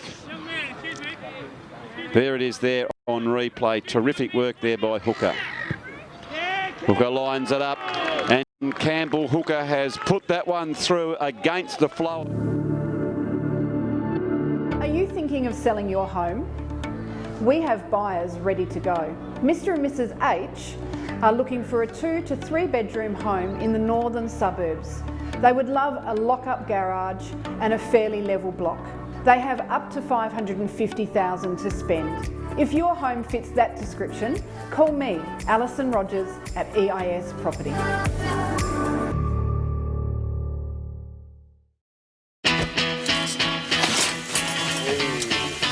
Come on, Kyle, harden up, mate.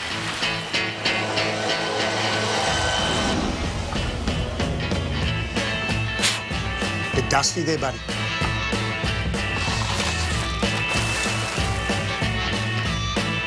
Pipe down, pal.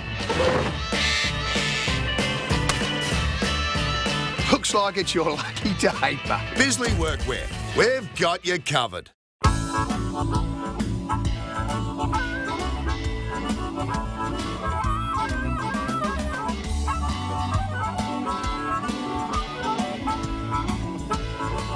In today's world of self-service, it's nice to know that there's still a place where you can sit back and relax. Bennett's Driveway Service, now at Snug, Lerner Valley and Sandy Bay. For more than 40 years, Bennett's Petroleum has been there for all Tasmanians. All it does is call. And when you hear it, then it's up to you to act. Don't do it to impress your mates. Do it to impress yourself. Outrun your shadow. Forget yesterday and tomorrow. Drive to the edge of the map. And then drive further.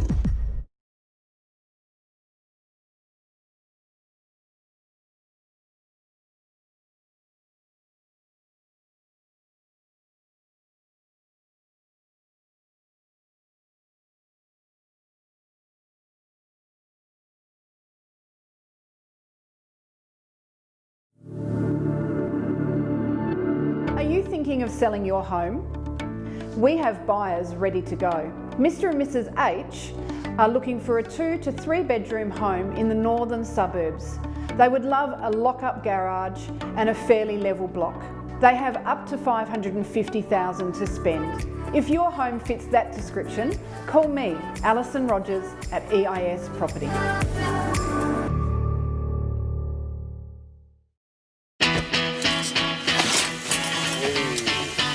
Come on, Kyle, harden up, mate.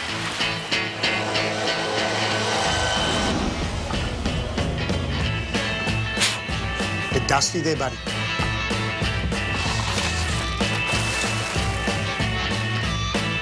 Hot down, pal. Looks like it's your lucky day, but Bisley Workwear. We've got you covered.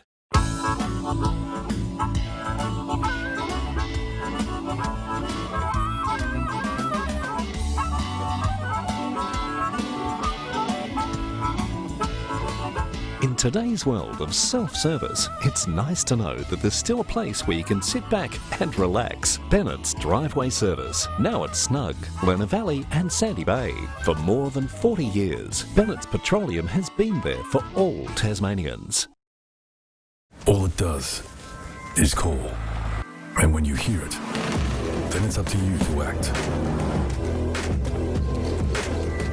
Don't do it to impress your mates. Do it to impress yourself. Outrun your shadow. Forget yesterday and tomorrow.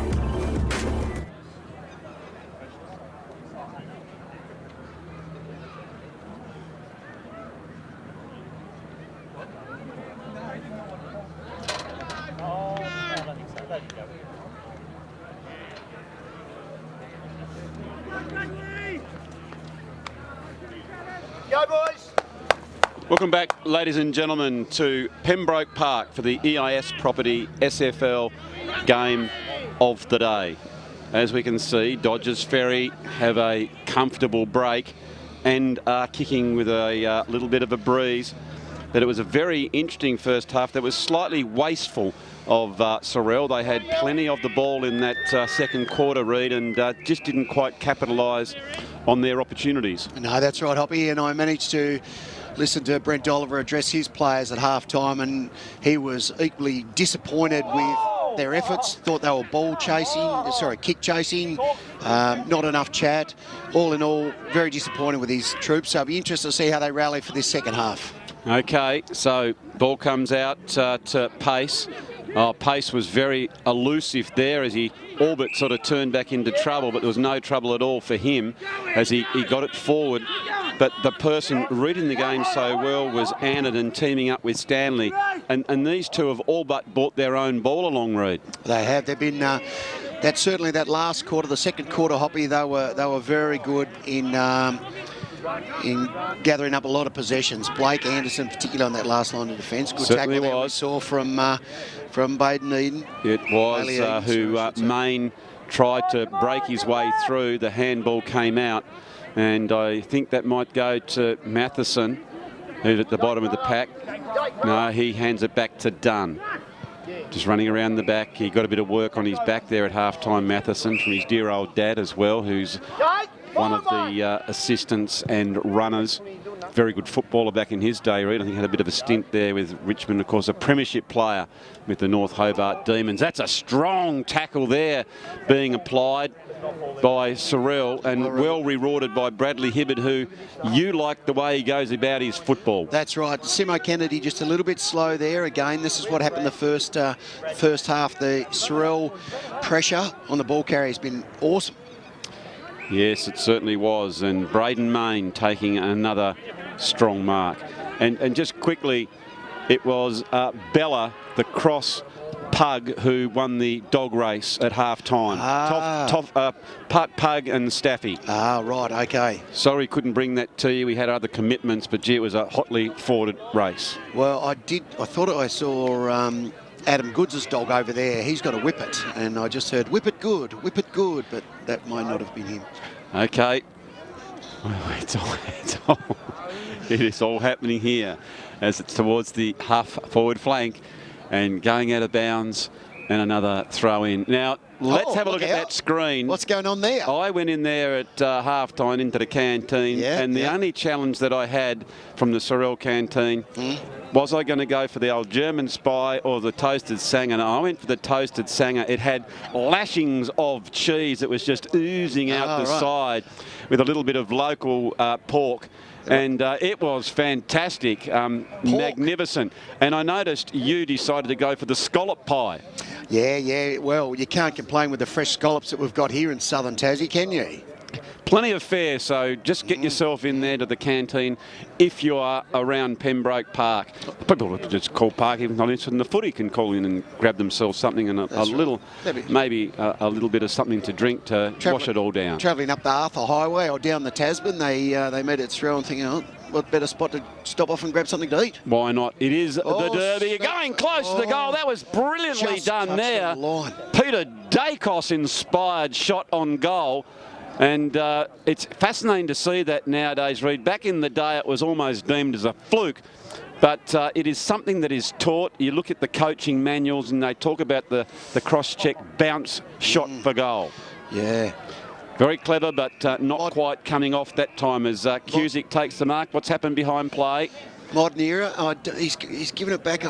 Perhaps the play was held. I'm not quite sure there, Hoppy. All right, so Sorell mounting another attack as Cameron Ling, who's doing a pretty nice job. Cameron Lang. Langs, I apologise, Yeah, you're Lang. right. No, Cambridge Primary School child from way back. I think he's about 21 now, so he's probably not really a Cambridge Primary child anymore. Okay. Ed Stanley with another possession, Hoppy.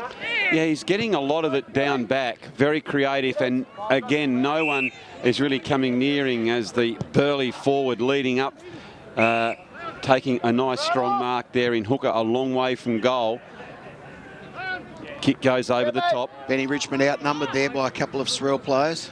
Certainly is. It was big bad Bob Jones going back. Yep. Main takes possession of the ball. He finds a fleet-footed leading Westbury. Now, the good thing about, which Westbury have we got? Reid. Reid. The good thing about Reid, too, there, is that he presents every time, regardless of whether it's on or not. I noticed him before. He'll work up, push back, and, I mean, that's what you need to have a forward. Absolutely, I agree, and he is a presence. He's a colossus on the forward line, and there he is around that forward arc. He's trying to hold it in. But it's he's just beset him. It's weight of numbers as far as Sorell are concerned there, and Dodges Ferry are able to pick that one up. That's a terror. Goes out towards Simon Kennedy, through hand, comes back inboard towards Matheson, and here's where they're really using the ball, aren't they? Far too much, I think, especially when you've got the breeze, Reid. Well, I mean, I freely admit I'm going for Dodges Ferry, but at the moment, their kicking and handball work, there's a lot to be desired, Hoppy. You know, 3 or 4 kicks we saw in a row there, inexcusable, you know. No pressure, just off the side of the boot. They need to be better than that. Absolutely, as Timmy Cannon has taken a mark, and he will go back and have a set shot on goal. It's probably not a bad place to have it from here. He'd probably just aim all but at that right-hand post, and the breeze should do the different, should just sort of push it across in towards the middle. So it'll be interesting to see how he kicks this one. Dodges Ferry probably have a bit of a, take a bit of a breather here. Maybe just need to resettle. Well, he has followed the advice of the old veteran, and he's put it straight over the top of the toop of the goal umpire, who gives the indication that it went through for a very, very nice shot on goal. And lovely little wallaby hop from the goal umpire there once he gave it the all clear too. Just and then back into Here we go. Excellent shot on goal. Great kick. And just watch this little wallaby hop, and he gives it the all clear. Wait for it. And no. There it is. Sharp eye. Very much indeed. As we see, Dodges Ferry moving on to 6-5-41 to 1-8-14. I think Duff just giving us a bit of a reminder to keep the score front and centre there, Hoppy. Absolutely, and danger signs for Sorell. They've really got to hang on here, Reid, don't they? They can't let Dodges Ferry get too far in front. I think they're coming home with a wet sail. Yeah, that's right. I think that bottom end, Hoppy, is probably the score. Definitely is the scoring end, and so that's going to favour most teams down there if you can get it onto the boot quickly. And that's, I think, it's got to be a game of two styles. You can't go with the similar style. I mean, you can't just bomb it long. I'm not saying that. No. You've got to lift the eyes and look for the forward, but I wouldn't be mucking around too much behind the ball. I'd be getting it down there, especially if I've got someone like Hooker, who any time it's got within his vicinity, he looks dangerous. Yeah, and then just have some of those smalls at the base of where he comes. Oh, you're onto something there, Hoppy. You know, it's definitely a game of, you know, the old cliche 4 quarters, but certainly with a breeze, you're going to play differently to how you would play back up into this end. No doubt about that. Oh, probably. And pushing their way forward. Just about to say he might have illegally disposed of it, but no. Yes. And it was Hitchens. And Campbell saying, give it here, let me have a show. And Benny Richmond saying, no, I'll kick it, thanks, Campbell. Okay, so big, long kick. Maybe. Goes down looking for McAdam. He can't do so. As Sorell picked the ball up, goes out towards Pace. Pace has been one of their better players for Sorell. He looks very lively. Another young fella who had a little bit of a stint over at Lauderdale and decided to come back to his roots, as it is Hooker who taps it out to the advantage of Stanley. He'll look to find out the leading McAdam, and that was really nicely done in the lead-up, in part to Hooker, Stanley, McAdam. Nice work by Dodges Ferry. And the thing that I think they did a bit better that time, Hoppy, than what they have been doing is just they just seem to settle a little bit and wait for the right option rather than just, you know, waste it. Okay, so... Big Boozer. So it is Boozer McAdam. I'm a bit frightened to ask why young William McAdam has that nickname Boozer. Any indications on that, Reid? No, I haven't heard the lowdown. I'm going to guess and say that he likes a craft beer.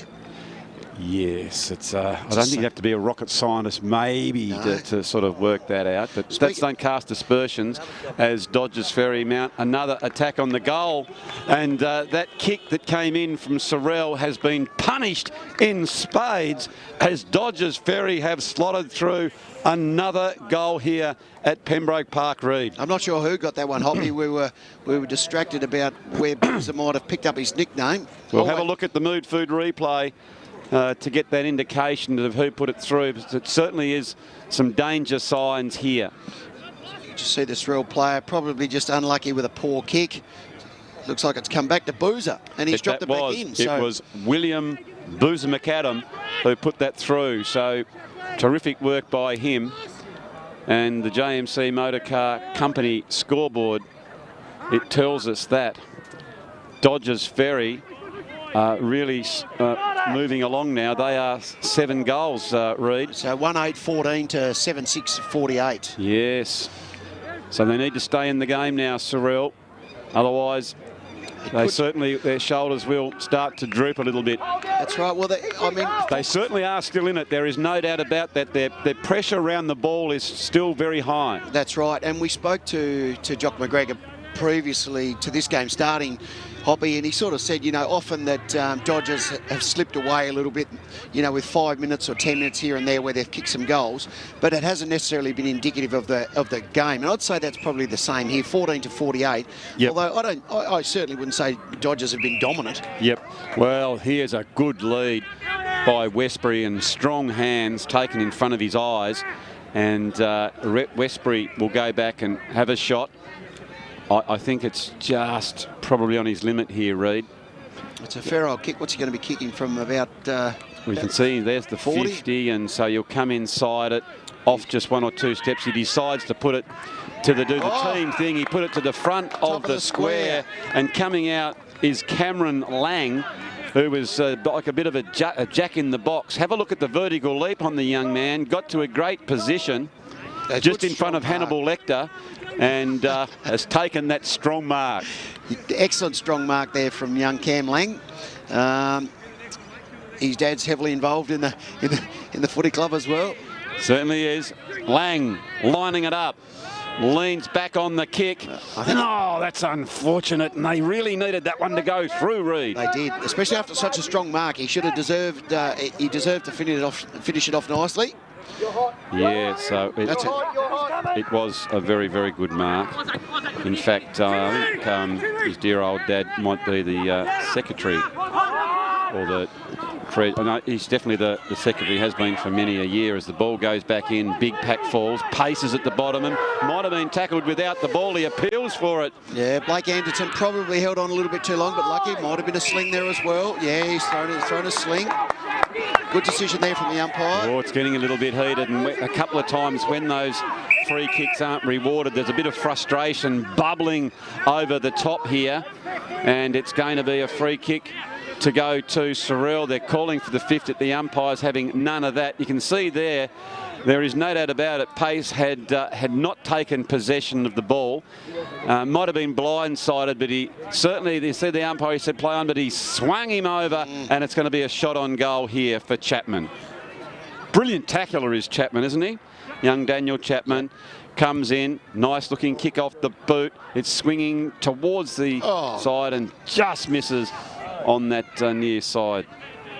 So again, opportunities have gone begging for the visitors.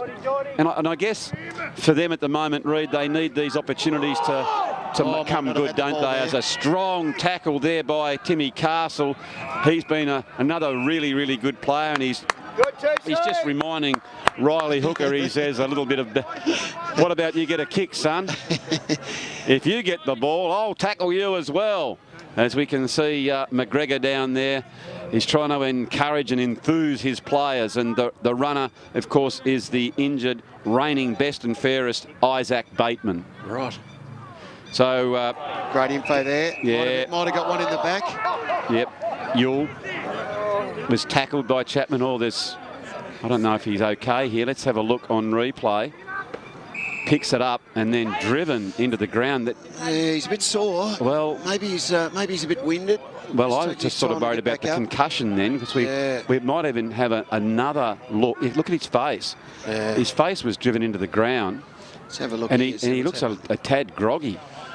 Have a look here, young Sammy. Go for the ball. Yeah. His arms were pinned. That's really unfortunate. So he couldn't get his hands down to protect himself.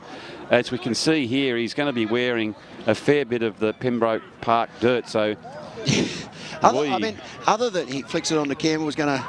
So Hooker now gets a bit of a gallop up as he drives that ball forward. Big leap there by McAdam. Can't bring that one in. We'll keep you informed on Yule to see the hope that he is okay. I was just going to say, though, I mean, you know, other than coming too far into his back, it was actually a fairly well-executed tackle. He wrapped him up and wrapped his arms up, and that was unfortunate, you know, sort of just drove him into the ground. Yep. I don't think... You know what technique need to be employed there? What's your that? Crocodile tackle. I spoke about it before. You got your crocodile. He came up behind him like a good crocodile does, but he didn't go the roll. No. He went the push. Yeah. And that was why he gave away the free kick, but I don't think it was anything... I think it was anything malice. Anyway, we hope that we'll keep an eye on young Sammy as... Great hit out from Timmy Cannon there in the ruck. Certainly was, as leading their way. It was Main. Riley Hooker chasing him down, but he managed to get the kick away. Oh. Big leap over the top was Murphy. Can't bring it in. He goes the handball further on to Young. Taking their time. It might have been Murphy to try and get it out again. The ball was in dispute, but just quickly, that was better play by Dodgers. When nothing was on, let's go at picking the ball up, taking it on. Absolutely free kick will go there to a brilliant tackle by Michael Palmer. Yeah, Ed Stanley just sort of thought, he might have got around him. I got a bit of momentum up, I'll keep it going, but good see here. He braced himself, didn't he? He had the prior, and that's a very good call by the adjudicating umpire. Yes. So taking that free kick, up against the breeze, up against a very strong opponent, Sorell as well, but they've done an almighty job. But unfortunately for them and their big supporter base that have come to Pembroke Park, they've been a little bit inaccurate on their kicking, especially in this quarter. Blake Anderton picking up the ball there off the ground. I noticed that good to see the player extending his arms out and getting the ball away from the body. So even when he gets wrapped up, he's still able to use it. Yep. Handball comes out. They've got plenty of numbers as Stanley. He always seems to have a little bit of time out towards Kennedy. Kennedy shimmies to go the handball, throws the dummy. Now looks towards Hooker, but there's plenty of numbers there for Sorell. It's Pullen who was leading the charge. He is at the bottom. I don't think he has pulled it in. He actually tried to knock it on, and it was only through all the Dodges Ferry numbers that came in that stopped him from getting that one out. So with 17 minutes gone, as we said, Sorell have had plenty of opportunity here, Reid, to get the goals, but unfortunately... Might have got him high. Yeah, have been a little bit inaccurate. So it is Sorell across half-back, resulting from that high kick. Further afield, now they decide to come inboard. That's dangerous as Jackie Johnson went up for it. And wasn't it great just after half-time, Reid, when Johnston came out, really trying to fire his troops up. You could see the fashion, the enthusiasm on his face and the passion that he did. He's a local lad and he loves his club, and he was just trying to get the team to lift. And I assume that Jack Johnson isn't the same ex-police commissioner. No, he's got his guitar there though too. He's a very good singer. Right. There's a few famous Jack Johnsons getting about then. This is the famous one. Right. Captain of Sorell. Oh, well cut off there by the fullback. So it is another no down tackle done there by Jordan Latham, and he's going to go back and take that free kick. The tackling has been absolutely from the top shelf down here at Pembroke Park. Sorell trying to mount another assault. Goes out towards pace. You can hear the throng groan that it didn't quite find its target. Main is there as Sorell pick it up. They go again back in towards the centre. It has to be a good kick. Both teams looking a bit tired at the moment, Hoppy. We haven't had a goal for a while. Also, Johnston was kicking it forward. It was Russell who was deep down there but couldn't bring it in as Murphy mops it up. And so now there's another chance for Dodges Ferry. That's not a great kick though. Goes looking for Kennedy. At the bottom of the pack was Prowse. He tries to get it out. There was Main. He can't bring it in.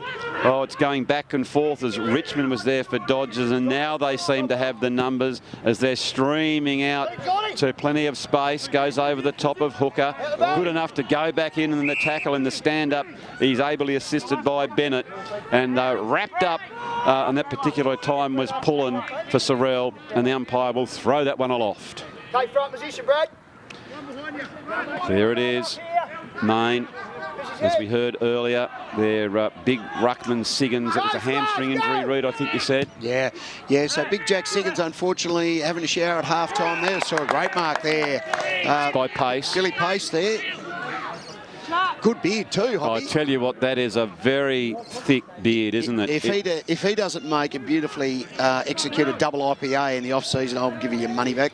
Oh, absolutely. The only thing you could see with Billy, just to get that trend going, it was just the sideburn section there, just to thin that little bit out there, and he's certainly got the look going, hasn't he? Yeah. More of the bushranger look at the moment. And here is Hooker. Hooker comes back in towards more of the centre of the ground. That could be dangerous. Poor kick there. It was a poor kick as Westbury gets it. Goes in towards Cameron Lang, and he's taken a very strong mark. Now, he's not the biggest. I was chatting with his dad earlier. He's only about 70-odd kilos. He's a tall boy and springy. He's always a very good sports person as a youngster. And he's taken a couple of nice marks today already. Last one, he didn't kick quite so accurately. Let's hope he can make amends for that one, Hoppy, and slot it straight through the middle. Okay, we've got a great view here from the Moose Lewis Tower as he is lining it up. We can see what is in front of him. Again, it was straight off the boot and it's gone off to the side. It always had to start it out towards the left, didn't he? Yeah, he did. Yeah, bit of breeze there. So, home ground advantage, would have thought might have stood him in good stead, but it didn't. So now it is Jordan McDermott who is the recipient of the kick-in. Goes long, looking towards Hooker. It goes over the top of him, and big bad Bobby Jones takes a strong mark. Well, the good thing here for Campbell, Hooker playing on Jones, if he ever gets bored, he's going to have plenty to do and look at. Looking at those tattoos on the sleeve there of Big Bad Bob. Just take out the colouring textures and fill in the dots. That's right in front of us here, Hoppy. So this is the first time for a while we've had such a good view with the ball right here. It's action station. You can get a sense of it, isn't it, when the players are milling around like that, and you can smell the liniment down in front of it. It's just brilliant. It's great to be here at the footy. Big crowd at Pembroke Park. It's local footy, fantastic. Very well done in the Reid. So now it's, gee whiz, it's Sorell. 14 points in a row. That's unbelievable. Right. They've certainly had the opportunities, and that just goes to what we say, but inaccurate kicking is indeed what, Reid? Yeah. Bad footy. Exactly, 111 for Sorell to 7-6-48. So again, plenty of scoring opportunities. Yes, they are still in it. There's no doubt about that. They can get something out of that. The look-away handball. Great tackle there from the Dodgers guy. Yes, Might have wrapped him up. Really, Umpire said holding the ball. really strong tackle. I That's think Curtis Styles there, I think. No, sorry. Cannon. All right now. That's another poor kick from Dodgers, though. They really need to work on this kicking. Okay, so well done there could by have been holding the ball Jones. there, perhaps. No, I think that one might have been fair enough. Oh, gee. What is the difference? So we're just waiting for that kick to be taken. Hands up, And Bobby. now it is Bennett just taking his time. He'll just push that ball towards the open forward line, which they've created. Running hard towards the ball is Matheson. Oh, it's a beautiful soccer off the ground, Very Hoppy. creative work by him.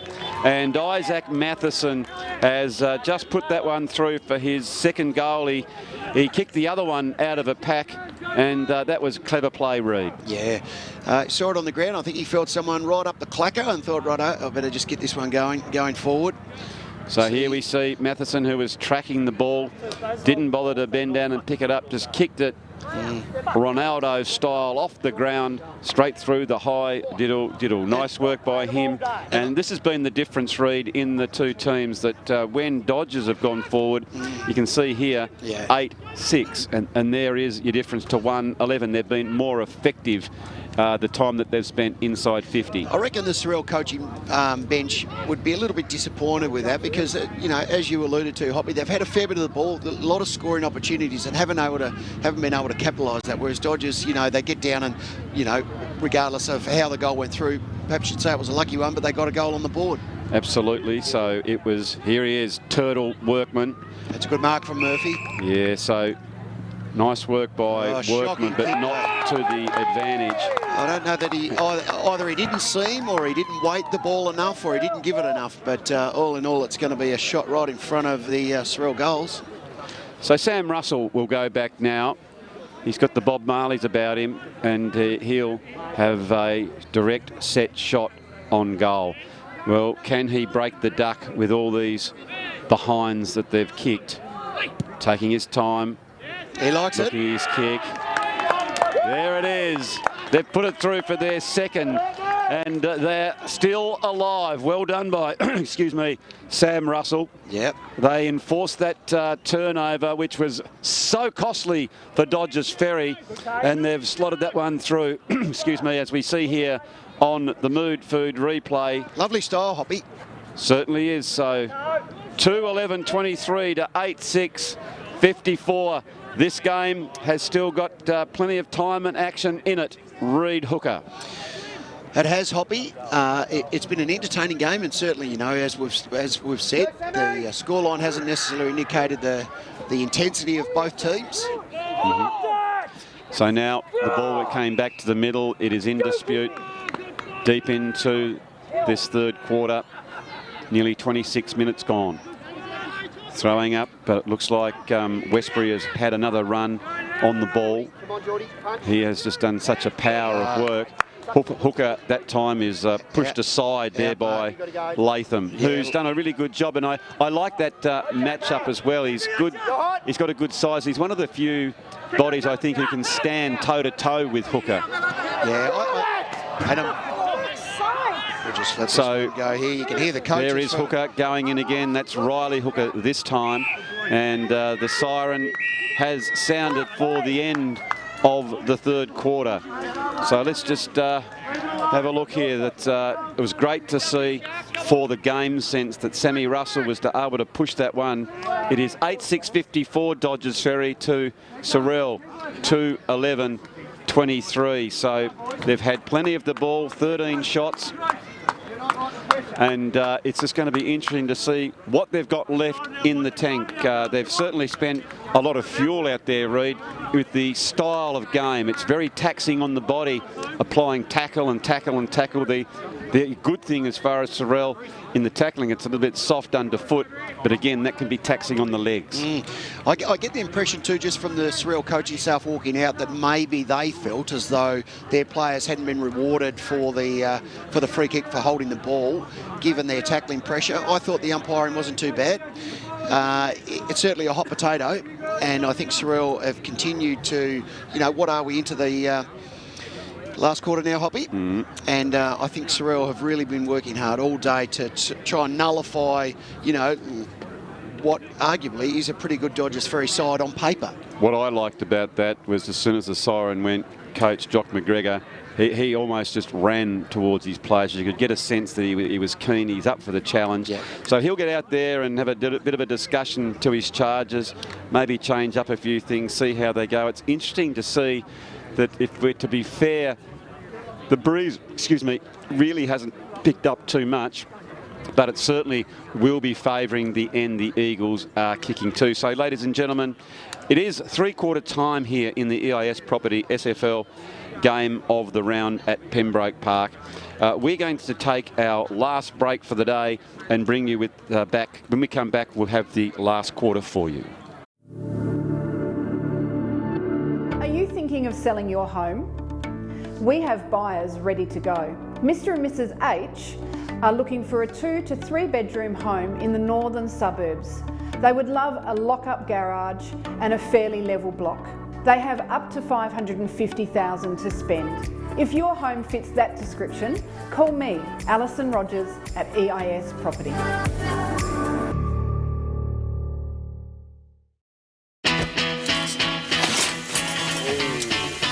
Come on, Kyle, harden up, mate.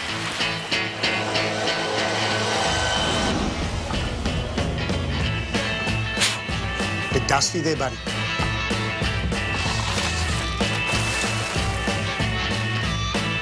Hot down, pal. Looks like it's your lucky day, but Bisley Workwear. We've got you covered.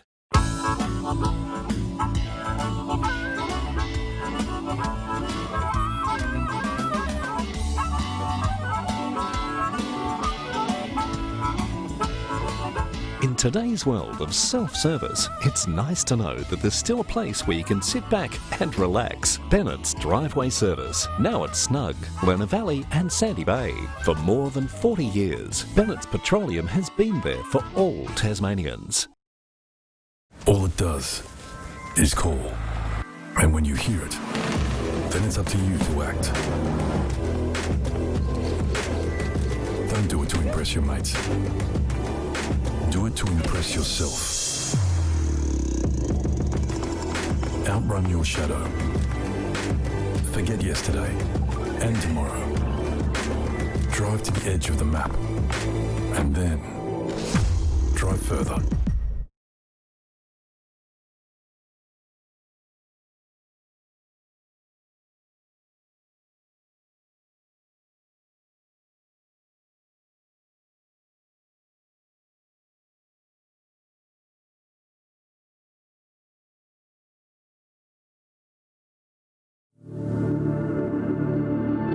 Are you thinking of selling your home? We have buyers ready to go. Mr. and Mrs. H are looking for a 2 to 3 bedroom home in the northern suburbs. They would love a lock-up garage and a fairly level block. They have up to $550,000 to spend. If your home fits that description, call me, Alison Rogers at EIS Property.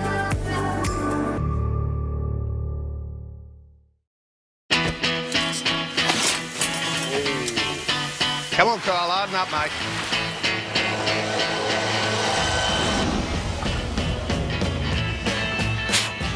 Bit dusty there, buddy.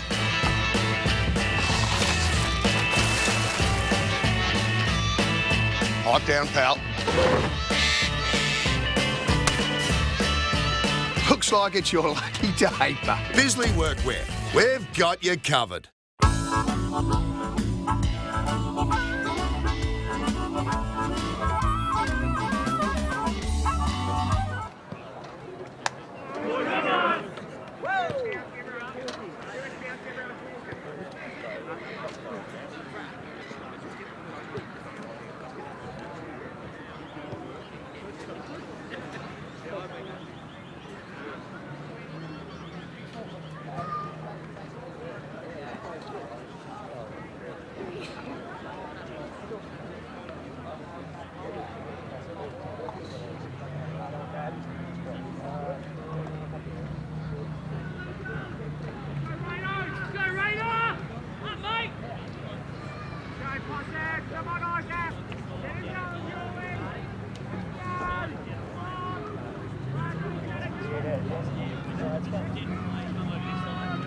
Welcome back, ladies and gentlemen, to Pembroke Park for the big last quarter in the EIS Property SFL round of the day. Reid, what have you got to report from the huddles?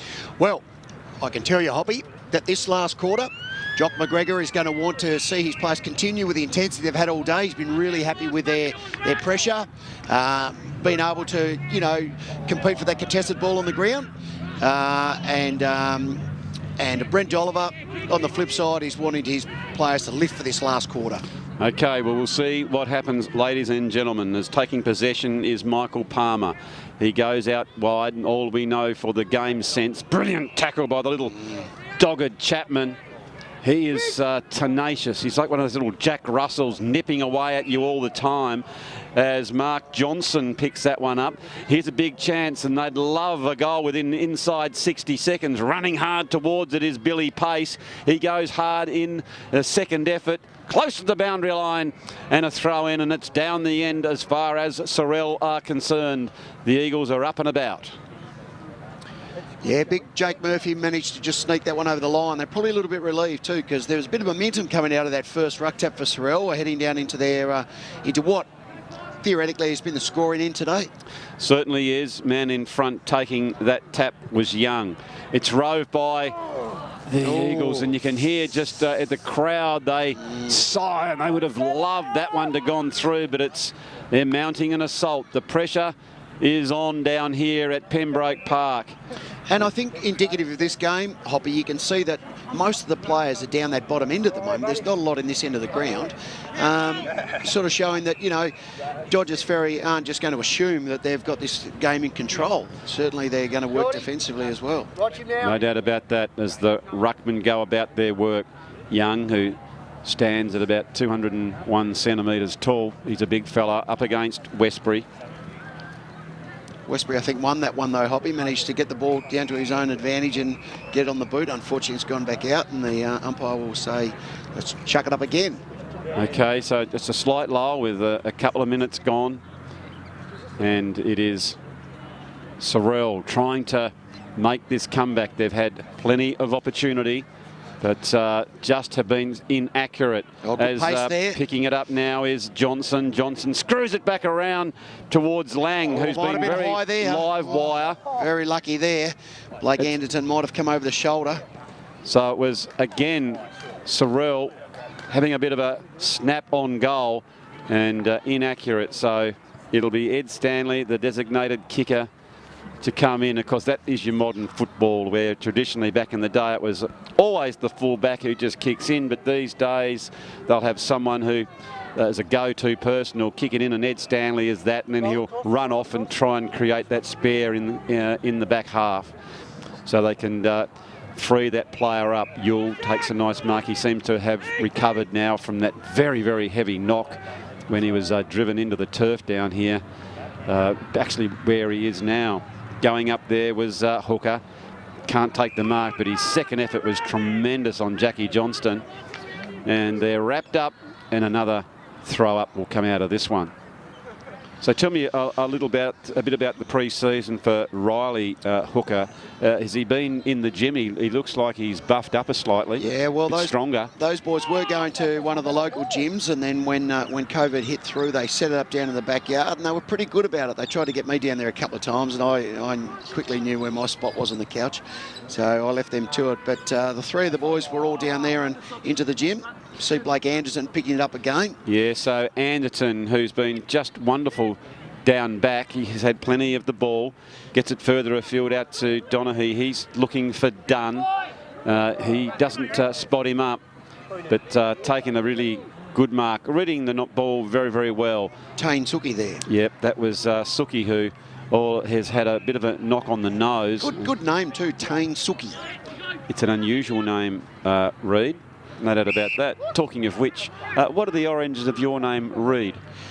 Well, I actually ended up scoring my mother's maiden name. Shout out to Celia and Brian up there watching their grandson just take a mark, settle it back down there. They'll be watching live on the big screen at home. I think they had my brother come in to do the IT setup. Very good. They often need that.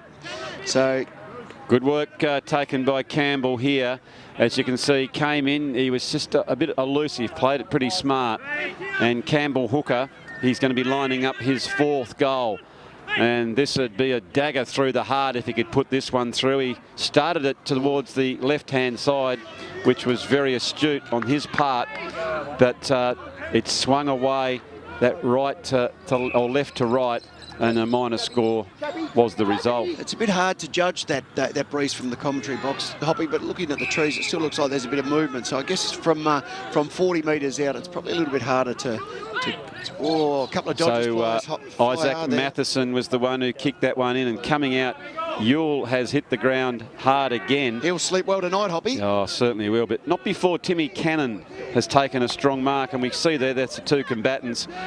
It's a bit of a shame that they do knock each other, but a good sign as far as Coach Dollar is concerned is the want and the intent. And just while on his big Timmy players. Cannon's lining up there, Hoppy, I noticed the mood food banner popped up. Tell me, do you ever sneak into the rugby mood food? I'll do more than sneak. I frequent it because the food is so good. I love their egg and bacon brekkie rolls. They are just mercurial.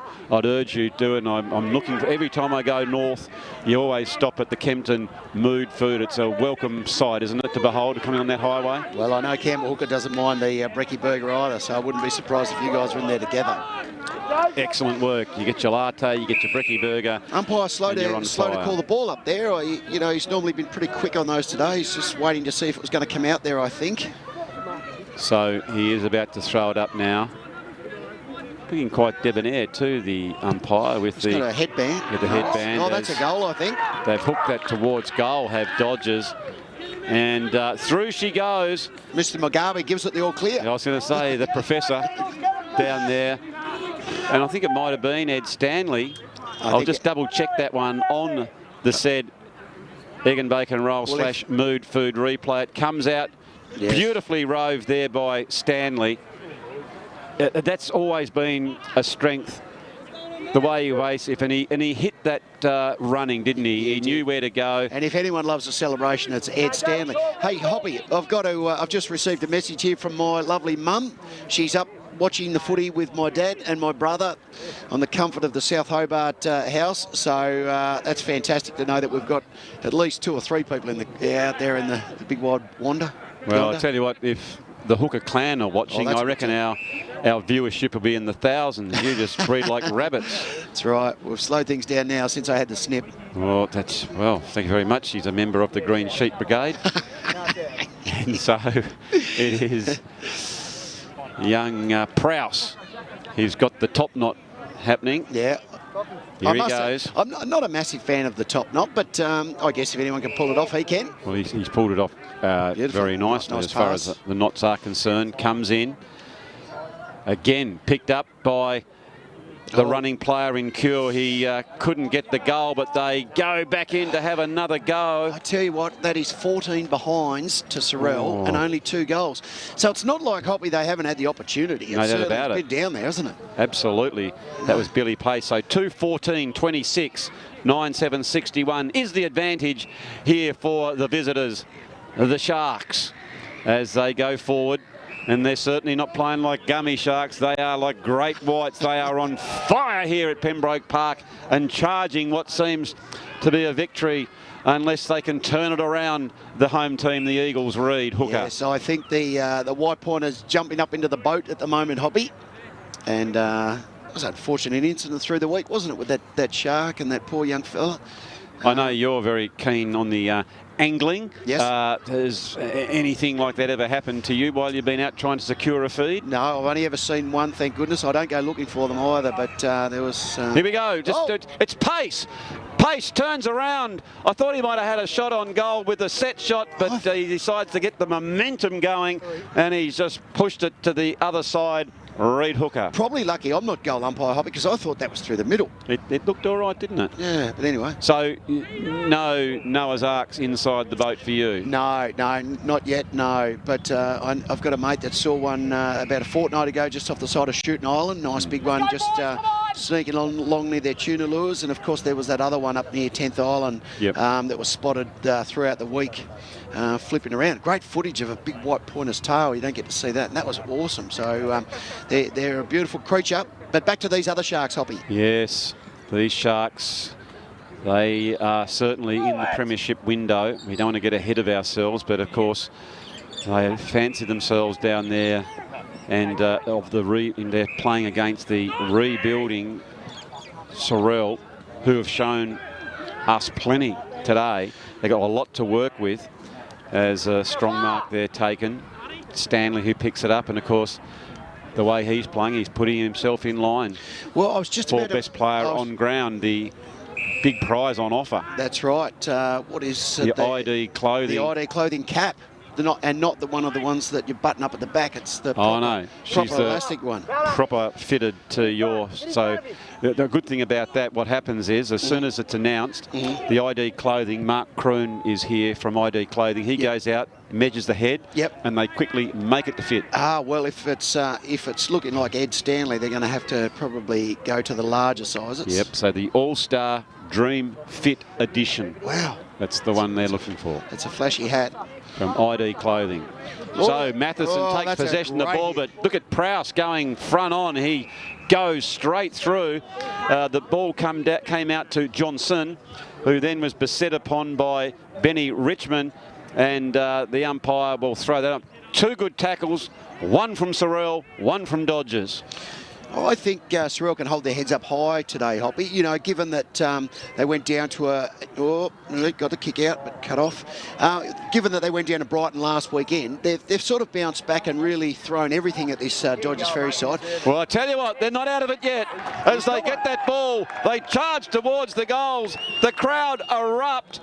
And Reid Hooker, is this the start of a big comeback down here at Pembroke Park? I don't reckon. Oh.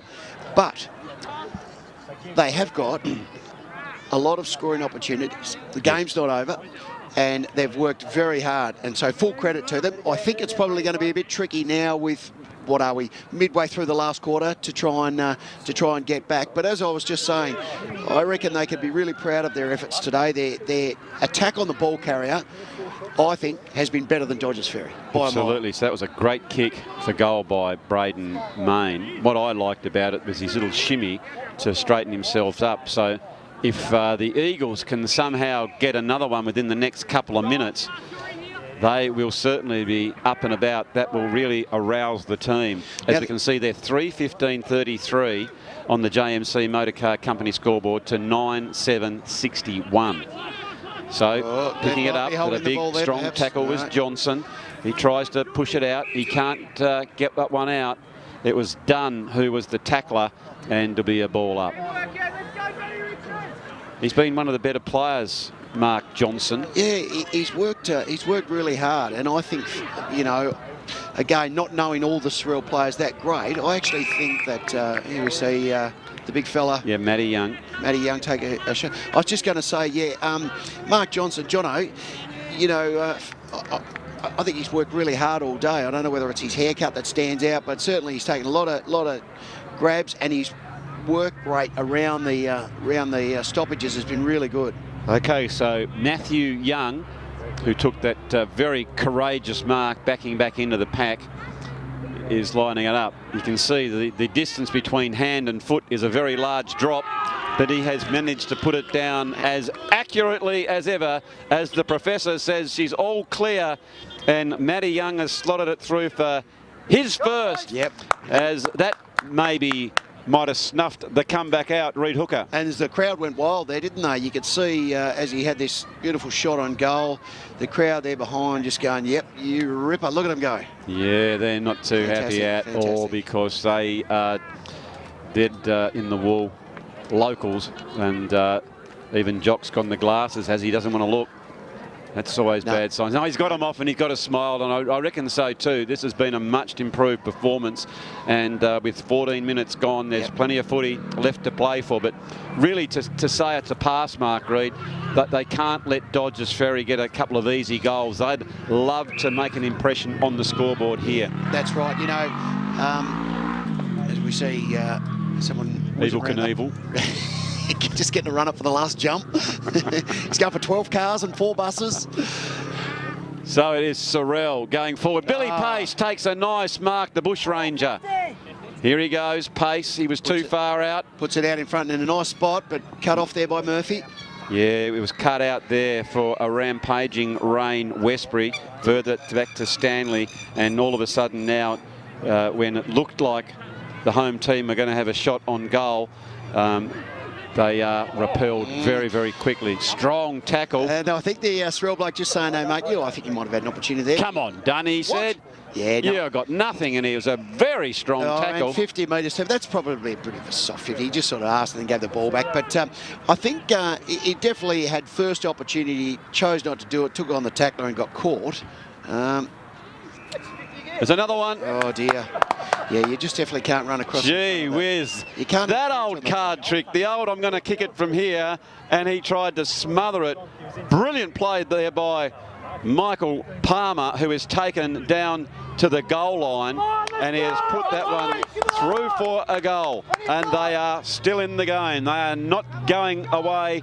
Reid, the old 3-card trick has been fallen for by Jordan Dunn. Well, you could look at that a couple of ways. You could say, well, the umpire was pretty favourable on him. But at the end of the day, you know, he's clever enough to fake the little, I'm going to go and kick it. And Geordie Dunn's just come across and said, no, you're not. Now, tell me this, Reid, as Dunn gave a little bit of lip to the umpire, how many times have you seen a player go, you're a crank, you've made a mistake, you're absolutely right, have the kick? Yeah, no, that doesn't happen. Not too many times, I wouldn't have thought. It doesn't, no. You're right. Yeah, so just played to the whistle as Hooker. Riley picks that one up, goes directly into play, but here they come, the rampaging Eagles, for their adoring fans who've gathered in great numbers here. Here is the spiritual heart of the club. Jackie Johnson goes back in board, but unfortunately it has been a turnover. Oh, Ed Lucky there. Tried to give the don't argue, and it sort of stopped. It's going to be held up there. So it is Sorell through the agency of Chapman now. Long looking towards Clock. Clock goes in board. It's long towards the goals and just touched on the line. Dear, oh dear. Dodgers certainly having this, Sorell certainly having the scoring opportunities this last 5 or 10 minutes. Have a look on the Mood Food replay. It's Jake Murphy, good work getting the hand up there. Yeah, it was almost like goalkeeping. He just sort of tapped it out as Bennett takes that one. Tommy Bennett, by I guess his own admissions, has been pretty quiet today. He was in great form the last couple of weeks. He got 4 goals last week. Hoppy certainly in the best. Just a bit quiet for him today. Okay, a strong mark taken there by Cannon. Cannon turns back around. He's kicked it straight the man the mark. The old go back in forward. He tries to barge his way forward, but Keeling was having nothing of it. And taking a nice strong mark is the Turtle. Turtle Workman.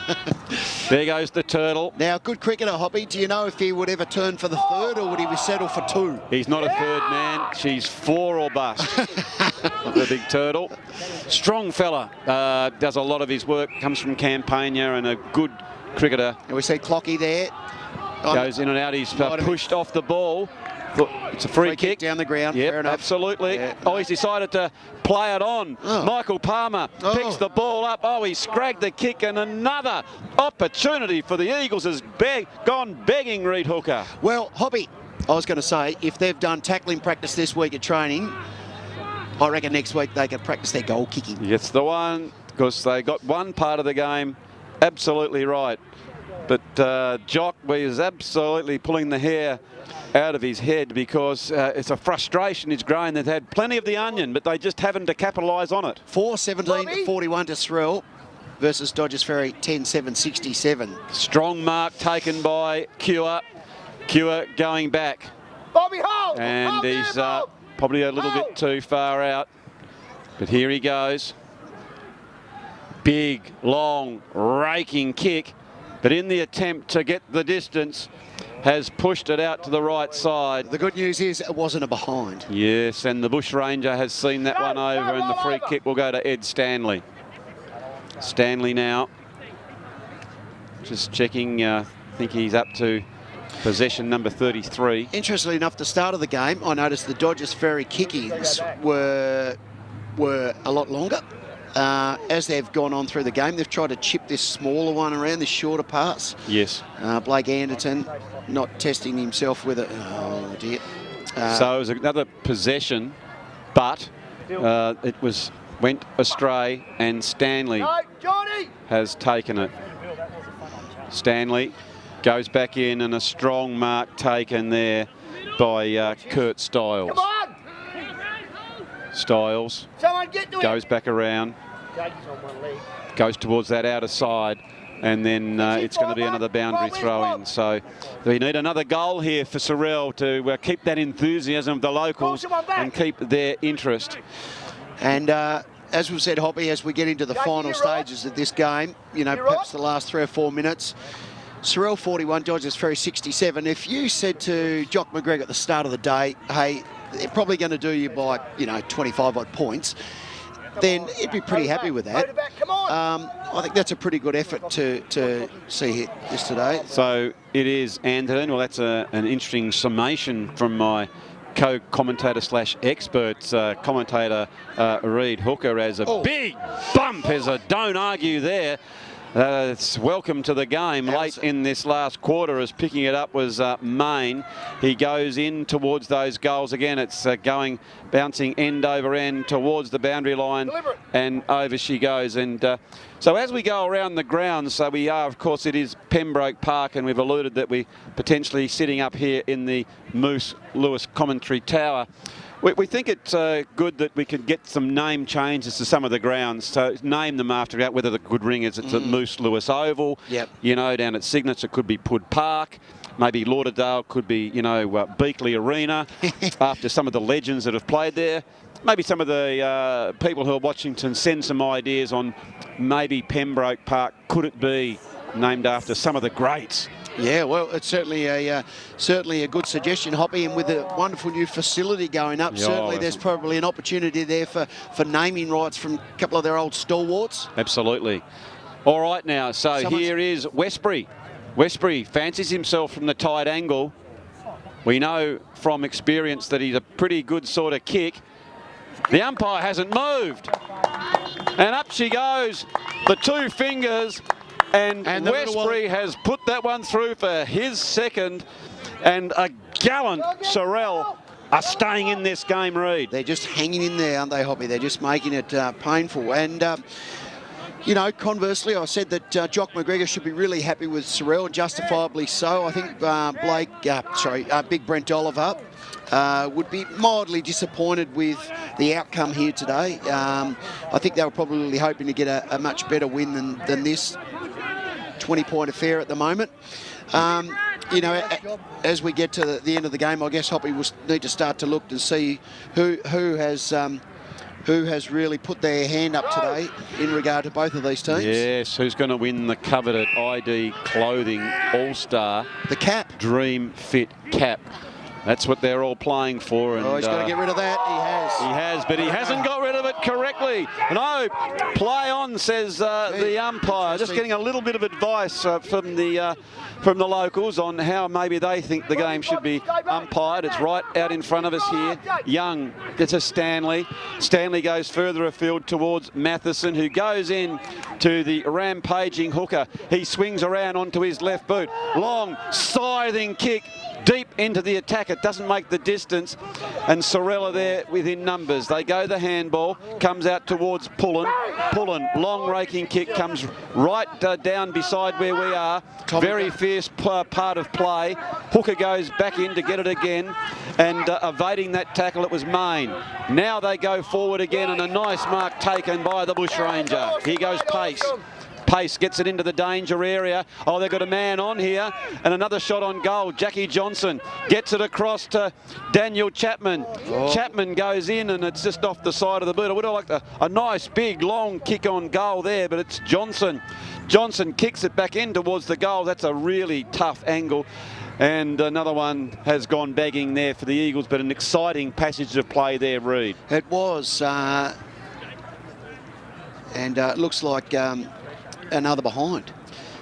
Yeah, no, I think that was an out of bounds. Sorry about that, Hoppy. I was making notes on who I thought had played well today. Edward Stanley's had plenty of ball. Yeah, it's going to be interesting to see who takes out that prize. And another mark taken. They just start to slow the game down a little bit. It's in their keeping with nearly 25 minutes gone. Comes back inboard. That was Styles. Styles back over toward Anderton, who's had an absolutely magnificent first outing for the Sharks. Pushes back in towards the centre of the ground. The big ruckman comes in there in Young. He can't take the mark, but he's good enough to do the spoil. Working their way again was Riley Hooker. Handball comes over. There's another guy who's done a nice job, is Bradley Hibbard for Sorell. Not bending over to pick it up, and there he is again. He's gallant. It is Riley Hooker who applies that last tackle. So you can see it's maybe about 60 metres out from Sorell, and a huge thank out to all the sponsors, Rain and Horn, K&R Purdon, Southern Steel for all your erection problems, and Pembroke Hotel. Well, I've got to pick you up there, Hoppy. It's not erection problems, they're the erection specialists. Yeah, still specialists. And here they come again. Here they come again. And another behind. No, with all seriousness, thank you so much for sponsoring your local club. Without your valued support, they don't exist, Reid. And isn't it great to see those magnificent companies coming on board? It is. It's fantastic. To assist down here. He's been pretty good all day today. That's Mark Johnson, Jono, and he just might have got a bit of soft tissue thump there. So the game goes on, although it's getting down towards the end of it. There's Marky Cusack. He takes yet another possession, goes further afield, and coming out taking a strong mark is Pullen. Getting the approval with the car horn honk. Down she goes, another strong spoil by Blake Anderton. Well played by him. Back towards Chapman. Loved his game. He's done a good job. But it's through weight of numbers that Dodgers pick it up. Dunn, as soon as he picks it up, he's beset upon as Kennedy's got it. Coming inboard, Hitchens now. Taking his time, gets the handball. I love it when a fellow gets the handball and goes back in to do the shepherd. That second effort's doing the team things, Reid. Crowd still staying engaged right to the bitter end of this game, Hoppy. Good crowd support here. You see Sorell take another strong mark and move forward. Here they go. That Great punch there from Jake Murphy just got the arm in. It was Sam Russell who was on the lead, who we know is a goal kicker, as there's a snap towards the goals. One behind. And just the minor. Tell you what, Hoppy, 5:19:49. Yes. That's only a couple of kicks out of it. 2 or 3 quick goals. I don't know whether they're going to run out of time. In fact, I think they probably are. But, you know... Hang on a minute, Reid. You had them dead and buried in the ground a few minutes ago. I did. And ever since then, they've just kept at it. He might have landed awkwardly. He's sort of saying that's a knee straight away. So he's held his knee. Terrible to see. A shoulder, is it? Or no, a knee. Looked like he we'll have a look on the Mood Food replay here. Let's sadly have a look at this as we see. Just looked like he might have just landed. Pullen. The hyperextension there by Jake Pullen. That's so sad to see that sort of thing. And I see little Tommy Bennett almost knew straight away too that that's not. Having done a knee, Hoppy, I will say that's one of the most horrible feelings to when you twist like that and it goes out from under you. So let's hope he's okay. So the trainers are coming out as we'll just. While we have these few moments, just looking at Dodges Ferry, their goal kickers have been 3 to Hooker. Stanley's got one. He's been good down back and through the midfield. Young's got one. Cannon, McAdam, Dunn, and Matheson's got 2. Matheson's got 2, yeah. He's got a couple, and there we see that injury again. And for Sorell, it is Westbury's got a couple. Russell, Palmer, and Main. So we can see there's some really worried looks from the Sorell Brains Club. Yeah, that's a shame too, because Jakey Pullen, he hasn't had a bad day. He's had a good day. You know, and so it's very disappointing, particularly late in the game. You know, only a couple of minutes to go. It makes it very unfortunate. You don't want to see anybody get hurt like that. So let's hope he's okay, the young fella. All right, so it's great to see all the right things happening. We have the specialist stretcher. We've got all the trainers out there Hoppy, to assist. Sorry, That's good. Hoppy, with the new COVID guidelines, do we play time on? What happens? Yeah, no, there is time on. There's no doubt about that. Okay. So it just gives us a little bit more time to think who our best players are and who will take off this coveted ID clothing. All-Star Dream Fit cap. They are a beauty, aren't they? They are. Now, if you were unlucky enough to miss out on the best player, can you still get them? Can you buy them? Oh, these are coveted. But you can go out and see. I'd go out and see Mark Kroon. Yeah. Sheepy Kroon, who's out there. Whereabouts are they? They're out in Moona. Yep. On the near Albert Road there. That's it. You go along Albert Road and look for the big green, white, black sign. Yeah, right. And you won't miss the cars. There's their colours, the ID clothing. They're great company, ID clothing. They are suppliers of a lot of the main sporting organisations and schools. And are they doing any 3D printing? They do all of that sort, everything. Wow. They do it all out there. So if you want your logo on your business, you know, it could be the Pembroke Hotel or whatever it is. Yeah. You know, your mood food. You might want a nice picture of an egg and bacon brekkie roll. I know Just Campbell Hook put it would there. love one of those on the top of a nice white polo. A nice Yes. bacon burger. Now, on a more sombre note, we can just see young Jakey Pullen coming That's off the it. ground there, and the good hand with the trainers. So he's getting a clap. It's a real shame. It certainly is a shame. You can see it's most imperative. Just keeping a little bit of support on the knee, and it's so just being walked off. So twisted it inwards. So perhaps ACL, perhaps PCL. So at the completion of the game, we will have an interview and the presentation of the said ID clothing cap.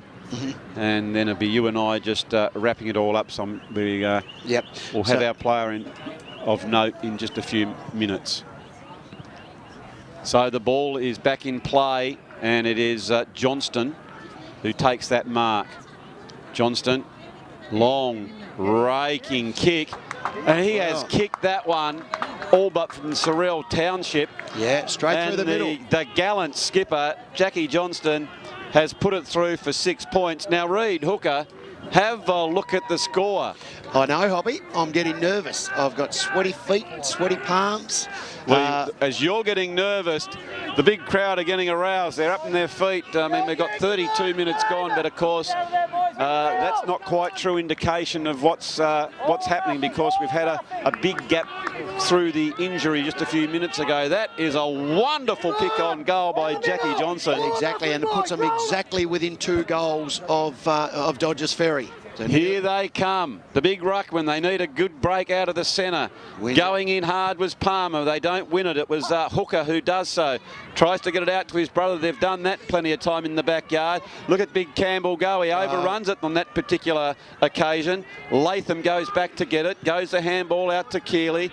They're building. They're building again. Just goes a little bit too wrong. They need a little bit of luck. Oh, great quick hands there from Dodgers. It certainly is. And Dodgers team up to get that ball towards the outer side as it goes high and wide, and it is Sorell. They don't take any time now. They've got to roll the dice and get it back in towards the centre of play and move it really quickly.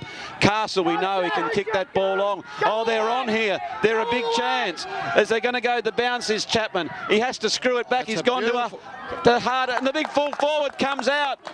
Oh, and Westbury's taken the mark. Have a look at the intensity here, Reid. It has lifted. He knows there's no time. He's got to come back, quickly kick it, get a goal, and get straight back up the middle again, reset, do it again. Okay, so Rain Westbury kicks towards the goals. It's going close, and it's... Wow. Umpire says just one behind. He's done that a lot today, that umpire. He didn't move too much, did he? The sense of theatre, I thought he was going to put the 2 fingers up. Just to keep us in suspense, maybe. So 6 goals, 20, 56 to 10, 7, 67.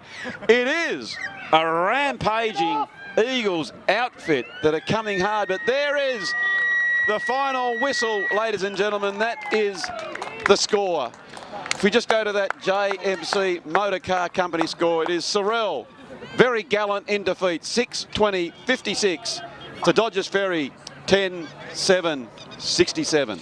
And I think personally the Sorell Footy Club, and particularly this senior squad out here today, Hoppy, can certainly hold their heads up as I mentioned previously at the start of today's game, if they had to come out and said, look, at the end of the game we're only going to be a couple of kicks in it, they would have taken that any day of the week. And their contest on the footy today was excellent. I mean, taking nothing away, Dodgers won that game, but, you know, justifiably they should do with the people that the personnel that they've got in their side. They should have won that game. They should have won by a lot more. So I think Brent Oliver would be anything but pleased with that win. Okay, so a really good win and from a very stoic Sorell. We'll be back with you in a few moments as we interview our player of the game.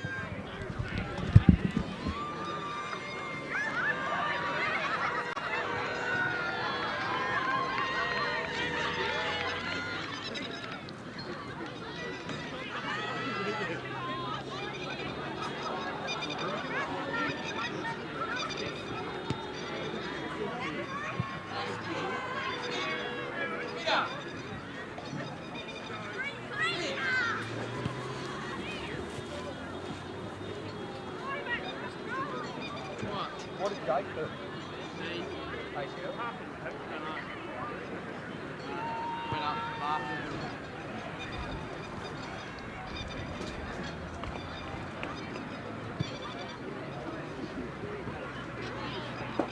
You going, grab it?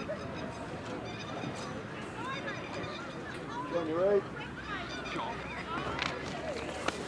So this...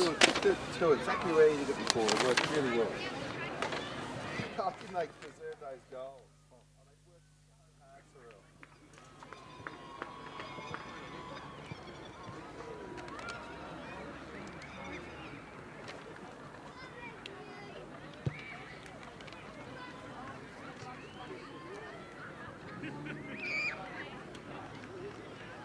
Oh.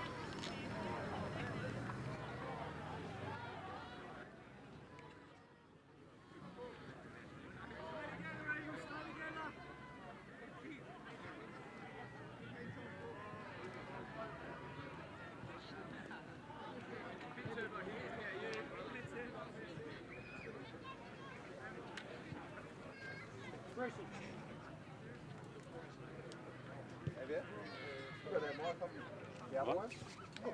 Right there. Oh, What did you want? oh, that's all right. Does that go to Blake? Have it, or looks like Reid's keeping here, so I'll have to go like that. Is that okay? Yeah, we just do that. Yeah, stick it under. You tell me when. Stand over there, Sam.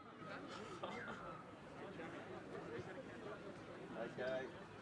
When you're ready, Hoppy. So I'm down here with the best player on the ground. You get the ID All-Stars Dream Fit cap. Blake, and congratulations on a magnificent performance. There it is there, son. Just come over here. There it is. Put it on, the snapback. That's an absolute cracker, very coveted. It was a very hard-fought game. For all intents and purposes, we thought it was all over. They came back hard. Tell me a little bit about that game. Yeah, they did come back strong towards the end. We were probably a bit lucky with their goal kicking, really, but we held strong in the end and just slowed it down and kept it on our terms. So, I mean, I know a little bit about your football. We teamed up together in 2013 as I was the old master coach back in the day with the kiddies with you going, and you saved my bacon plenty of times. You read the ball so very, very well. You haven't lost anything that. You were a premiership player at Richmond. Tell me how you've enjoyed the change coming to the Sharks. oh yeah, it's been a bit of a change up, really. It's been a bit of a weird pre-season, but it's good to come down here, meet a few new boys and have a game, really. So what are your expectations down at Sharkland for the season? You know, you've got a pretty good sort of team. Do you think you can take that next step and go all the way? Oh, we'll take it week by week, Hoppy. Can't get too out of ourselves, so week by week. The old week by week, and come on, you got to give me something. Surely that victory there against the enemy will give you a little bit of confidence going forward. Yeah, get ourselves ready for Huonville next week. Fantastic. Righto. Congratulations to you, and very, very well done. Well done, Blakey. Great work. It was. So, Reid, we're back in here, mate. That was a crackerjack of game. Well, it was, Hoppy, and as we said in the commentary box, you know, at the start of the day, you would have thought that Dodges Ferry were going to get a comfortable victory, and to Sorell's credit, they've come out, they've worked hard really, really well all day today to sort of keep it, you know, not out of sight, was it? You know, I probably had them written off a little bit early in the last quarter, and then they came home strong. So, you know, great work from the Sorell boys. Yeah, I just love their intensity on the ball, and I know the big crowd that have gathered here, they certainly got up, and that's the style of footy that they liked. And I know they'll come back and watch more footy here at Moose Lewis Oval because, you know, they get good value for it. They know that their players are giving everything for their club, don't they? Yeah. They're not blowing. They're local fellas who are absolutely going in really, really hard for their jumper. That's a great thing about these sort of clubs. You know, there's a real great community spirit. Everybody puts in, and all those little efforts are what adds to a great club. So, you know, congratulations to Sorell on hosting us down here at Pembroke Park. Hoppy, we've had another wonderful day. Yeah, we certainly have. We hope that you've enjoyed the coverage of the EIS Property SFL season. It's been a great joy to bring it to you. My co-commentator, Reid Hooker, I've enjoyed your company. It's Andrew Silver Fox Hopwood signing off here for Duff TV, and we'll see you next week at the footy. Thank you very much, everybody.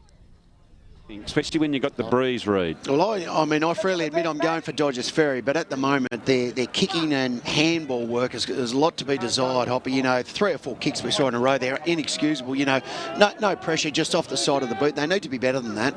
Absolutely, as Timmy Cannon has taken a mark, and he will go back and have a set shot on goal. It's probably not a bad place to have it from here. He'd probably just aim all but at that right-hand post, and the breeze should do the different, should just sort of push it across in towards the middle. So it'll be interesting to see how he kicks this one.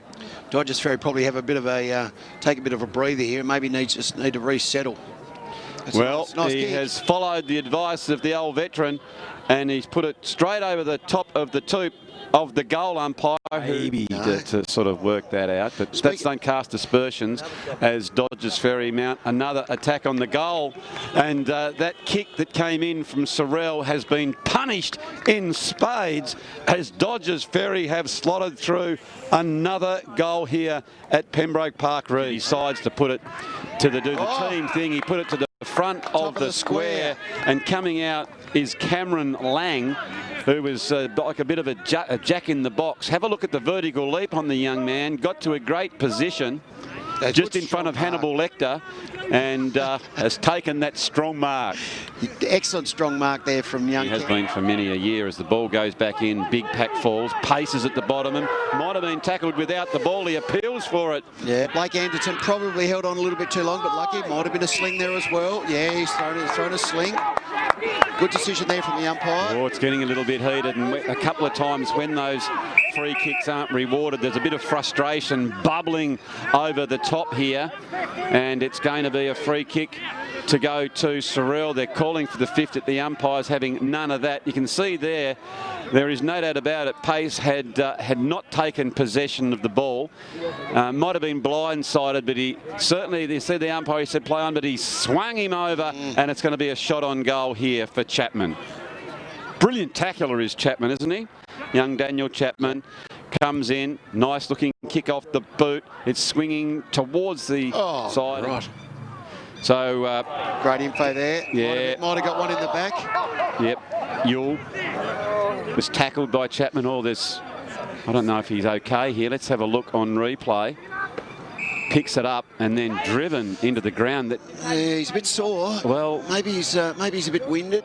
Well, I was just sort of worried about the concussion then, because we might even have another look was in dispute, but just quickly, that was better play by Dodgers. When nothing was on, let's go at picking the ball up, taking it on. Absolutely free kick will go there to a brilliant tackle by Michael. So it is another no down tackle done there by Jordan Latham, and he's going to go back and take that free kick. Siggins, it was a hamstring injury, Reid, I think you said. Yeah.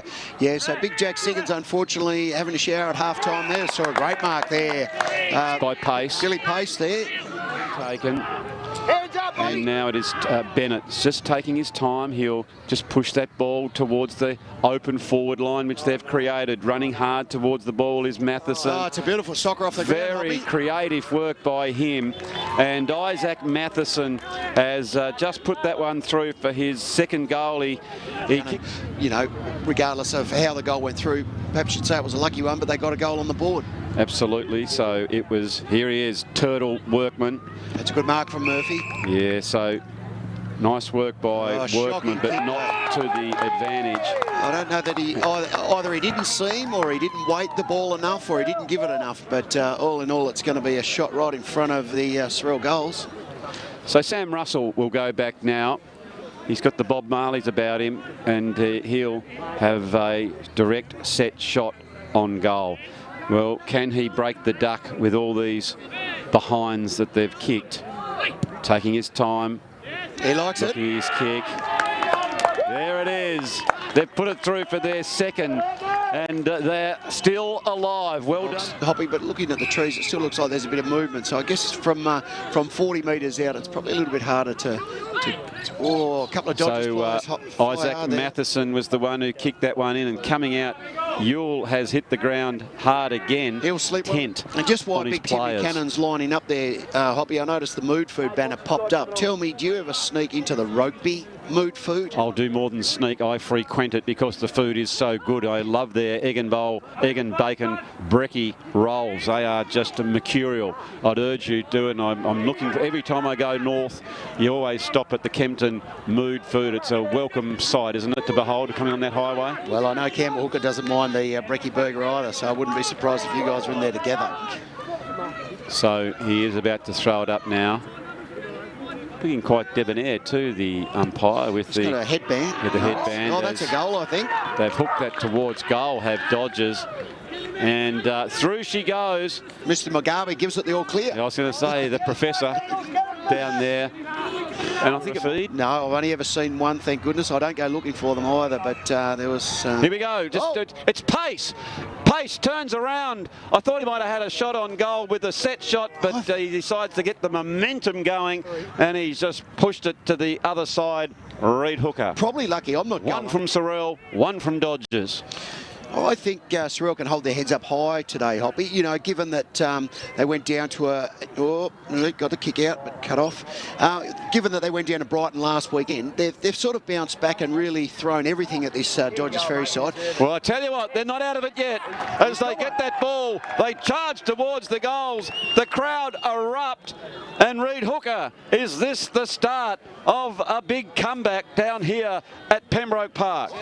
Yeah, no. Yeah, got nothing, and he was a very strong tackle. And 50 metres, that's probably a bit of a soft 50. He just sort of asked and then gave the ball back. But I think he definitely had first opportunity, chose not to do it, took it on the tackler and got caught. There's another one. Oh, dear. Yeah, you just definitely can't run across. Gee whiz. You can't. That old card trick, the old I'm going to kick it from here, and he tried to smother it. Brilliant play there by Michael Palmer, who is taken down to the goal line, and he has put that one through for a goal, and they are still in the game. Turnover. Oh, Ed lucky there. Tried to give the don't argue, and it sort of stopped. It's going to be held up there. So it is Sorell through the agency of Chapman now. Long looking towards Clock. Clock goes inboard. It's long towards the goals and just touched on the line. Dear, oh dear. Dodgers certainly having this, Sorell certainly having the scoring opportunities this last 5 or 10 minutes. Have a look on the mood food replay. It's commentator/experts commentator Reid Hooker as a big bump as a don't argue there. It's welcome to the game late in this last quarter as Westbury. Westbury fancies himself from the tight angle. We know from experience that he's a pretty good sort of kick. The umpire hasn't moved. And up she goes, the two fingers, and Westbury has put that one through for his second, and a gallant Sorell are staying in this game, Reid. They're just hanging in there, aren't they, Hoppy? They're just making it painful. And, you know, conversely, I said that Jock McGregor should be really happy with Sorell, justifiably so. I think Blake... You and I just wrapping it all up, so we'll have our player of note in just a few minutes. So the ball is back in play, and it is Johnston who takes that mark. Johnston Long, raking kick. And he has kicked that one all but from Sorell Township. Yeah, straight through the middle. The gallant skipper, Jackie Johnston, has put it through for 6 points. Now, Reid, hooker, they're on here. They're a big chance. As they're going to go, the bounce is Chapman. He has to screw it back. He's gone to harder, and the big full forward comes out. Oh, and Westbury's taken the mark. Have a look at the intensity here, Reid. It has lifted. He knows there's no time. He's got to come back, quickly kick it, get a goal, and get straight back up the middle again. Reset, do it again. Okay, so Rain Westbury kicks towards the goals. It's going close, and it's... Wow. Umpire says just one behind. He's done that a lot today, that umpire. He didn't move too much, did he? The sense of theatre. I thought he was going to put the 2 fingers up. Just to keep us in suspense, maybe. So 6 goals, 20, 56 to 10, 7, 67. It is a rampaging Eagles outfit that are coming hard. But there is the final whistle, ladies and gentlemen. That is the score. If we just go to that JMC Motor Car Company score, it is Sorell, very gallant in defeat, 6-20-56 to Dodges Ferry, 10-7-67. And I